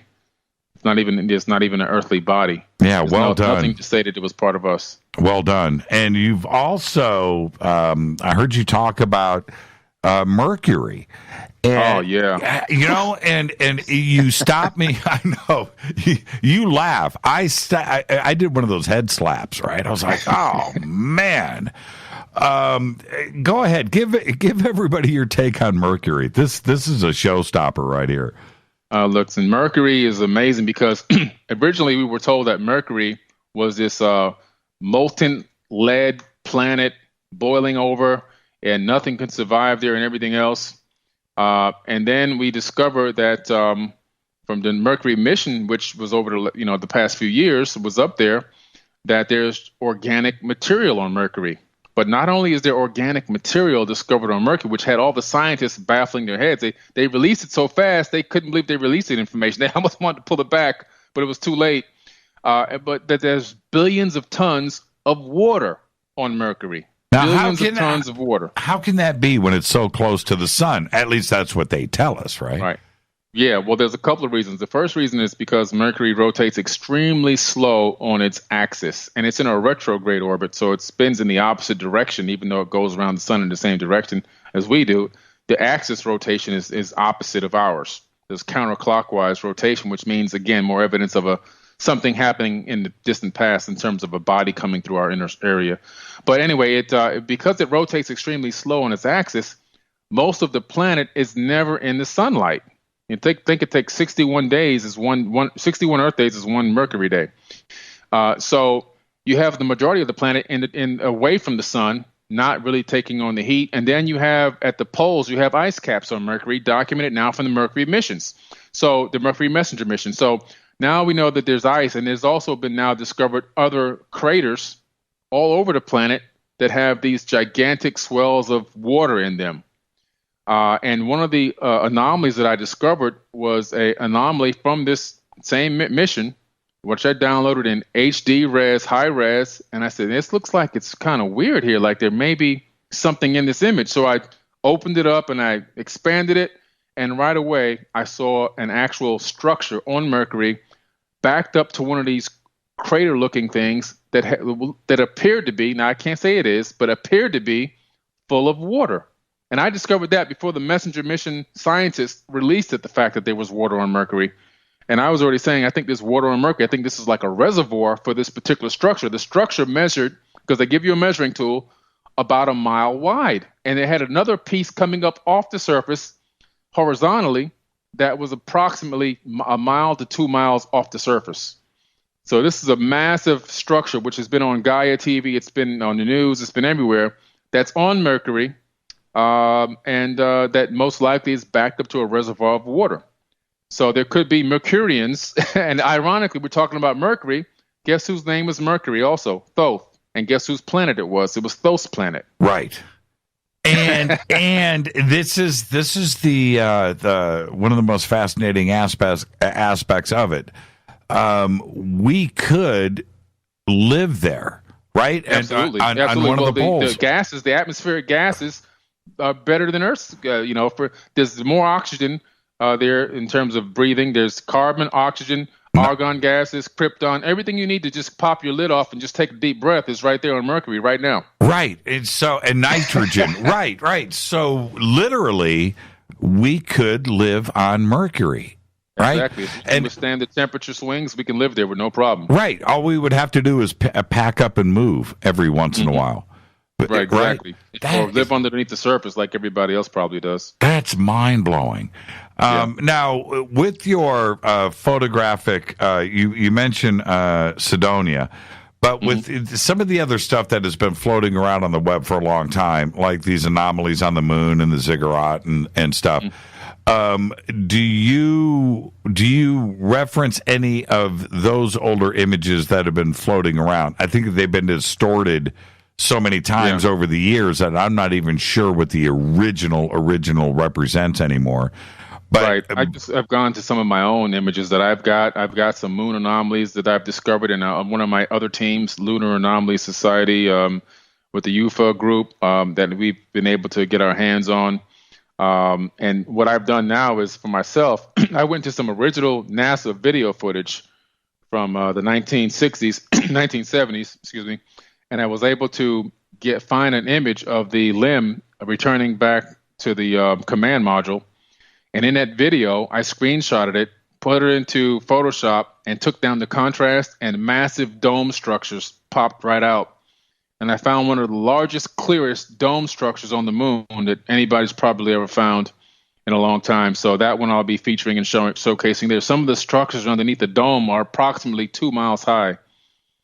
It's massive. Now, and this is why we went to the moon and we lied about it. We went, but we also showed the people a Hollywood show because we couldn't show them gigantic domes on the moon. Have you showed some of these images to Corey Good? Not yet. I haven't had a chance to sit down with Corey, even though we've been on, the Gaia studios. I've never ran into him there. I ran into him at the expo just briefly in passing and shook his hand and kept going, but haven't had a chance to really sit down with him and talk to him. Yeah. Why didn't you come up to me and shake my hand? I couldn't find you, man. They had me speaking and going, and every 5 feet I walked, people were trying to take pictures with me. I'm not mad. I was happy about that. But it was so hard for me to maneuver around there. It was, I was talking to a lot of people. A lot of people really took the time to come out, so I wanted to spend as much time with the people that are really interested in following me as possible, Yeah, and I can't wait for Contact in the Desert, and it's going to be great, and we have a few, they're listening right now, Contact, so I got to be very careful about what I'm about to say, but we have some pretty cool get-togethers after dark. Okay, all right. Okay, and I can't wait. You'll see everybody, all the other researchers, we bring them all together and hang out with the Fadernauts, and so there you go. It's secret, but now everybody knows. So we'll see you there, Billy. Thank you so much for doing this overtime with us. Great conversation. I really look forward to the next time you're on Fade to Black with us. Thank you so much, my friend. This was great. I really appreciate it. Thank you so much. You're the best, Billy. Keep rolling that rock uphill. All right, man. Definitely. Thank you. Now, again, Billy, thank you so much. All of Billy's stuff is over at jimmychurchradio.com. You can go and click, again, Instagram, Facebook, Twitter, and, of course, forbiddenknowledge.com. His network, his audience, and what he has put together is, I hate to say this, but it's ginormous. It's because his information is just so groundbreaking and so spot on. And, man, you know what? This call has been coming in all night. I just lost it. I was going to bring in one last caller. but I cleared out the phone lines, and there you go. All right, so again, let's do this. Tomorrow night is my AMA, and it is Ask Me. Okay, you know what? I'm just going to do. I just want to see who this is. Hi, you're live on Fade to Black. Last call of the night. Who's calling? Jimmy? Yes. Hey, this is Jeremy. I wanted to catch Billy because I had a question for him. Anytime I hear anybody mention anything off planet now, I just think of Gary McKinnon. Right. And I always wonder what people think of his story in Revelation. Oh, man, Gary McKinnon, you know what? I'll tell you something, Jeremy. This is the truth. A couple of years ago, Rita and I flew to New York to shoot for History Channel for our new series, right? And I was hanging out at the Hope Convention, which is the hackers, it's hackers on planet Earth, right? The Hope Conference. And all of the folks that I spoke to, different hackers and Anonymous and Greg Hausch, I could go on and on. All of them, maybe not, they may not be ufologists, right? Or part of the alien conversations that we have here. But every single hacker that I talked to, black hat, white hat, government, this, that, every single one held Gary McKinnon at the highest of the highest regard. His respect that he has in that community was mind-blowing. And they all absolutely said, yes, he did it. He pulled it off. He got into those files. We know what he did, and absolutely. So I'm going to tell you right now, I've always respected Gary. I think he's remarkable. He saw what he saw. Because of his tenacity and his fundamental way of getting into these systems, all he was doing was looking for people that didn't change their password, right? So all he had to do was go in and punch in admin. And so he got a little piece of code together that would go and search computers that used admin for a password, and he went in and was granted access to some of these files. How smart, how brilliant is that, right? As simple as it is. Yeah, and the revelations, in my opinion, I think his story or what he did and what he found is a game changer. It's a story of our lifetime. That's right. And because it shatters so much, and I think that what fuels that he actually did stumble upon something is maybe in next week or something, if you have some time, find that clip of President Obama and Prime Minister Cameron at a joint news conference, and a reporter from the UK gets up and asks about McKinnon's extradition, right. And both Obama and Cameron look at each other, and when I saw that moment, I went, my God, it was true. They both know who he is, and they're both wondering how to handle this question. So I knew. Yeah, that's right. I talked about that moment many, many, many times on this show. And, you did? Okay. Oh, yeah. And that's where, and I've got to wrap the show here, Jeremy. So I'm going to say thank you before I have to say goodnight. But it's this. When you have a guy talking about disclosure and UFOs and what he saw on NASA computers in files that were called UFO, right? And you've got two countries at the very, very top fighting over this guy, that means it was real. If it wasn't, if it wasn't, we would have never heard his name. Right? So, you're absolutely right, Jeremy, and thank you for pointing that out. And have a great night, and we'll see you tomorrow night right here on Fade to Black. All right, man. Be well. Have a good night. And tomorrow night, I got to get out of here. Tomorrow night is my AMA. It's going to be simulcast on Facebook, YouTube, Periscope, and everything else that we can feed to with all of our other syndication partners. So get ready for that tomorrow night. It's going to be a lot of fun. And I got to thank Billy Carson. That was one of the great conversations that I expected tonight for you, the Fadernauts. Fade to Black's executive producer is Rita Camarion. Show's produced by Hilton J. Palm, Renee, Dennis, and Bob. Announcers are Steve Harder, Gene Vitoa, Mark D. Kovar. Webmaster, Drew the Geek. Music, Doug Aldrich. Intro, Spaceboy, spaceboymusic.com. Fade to Black is produced by KJCR for the Game Changer Network, and syndication is KGRA, The Planet. This broadcast is owned and copyrighted 2018 by Fade to Black and the Game Changer Network. It cannot be used, written, downloaded, copied, or rebroadcast anywhere without written permission from Fade to Black or the Game Changer Network. I'm your host, Jimmy Church. Follow me on Twitter at JChurchRadio. Until tomorrow night, my AMA. Everybody be safe. Go Beckley Tepe.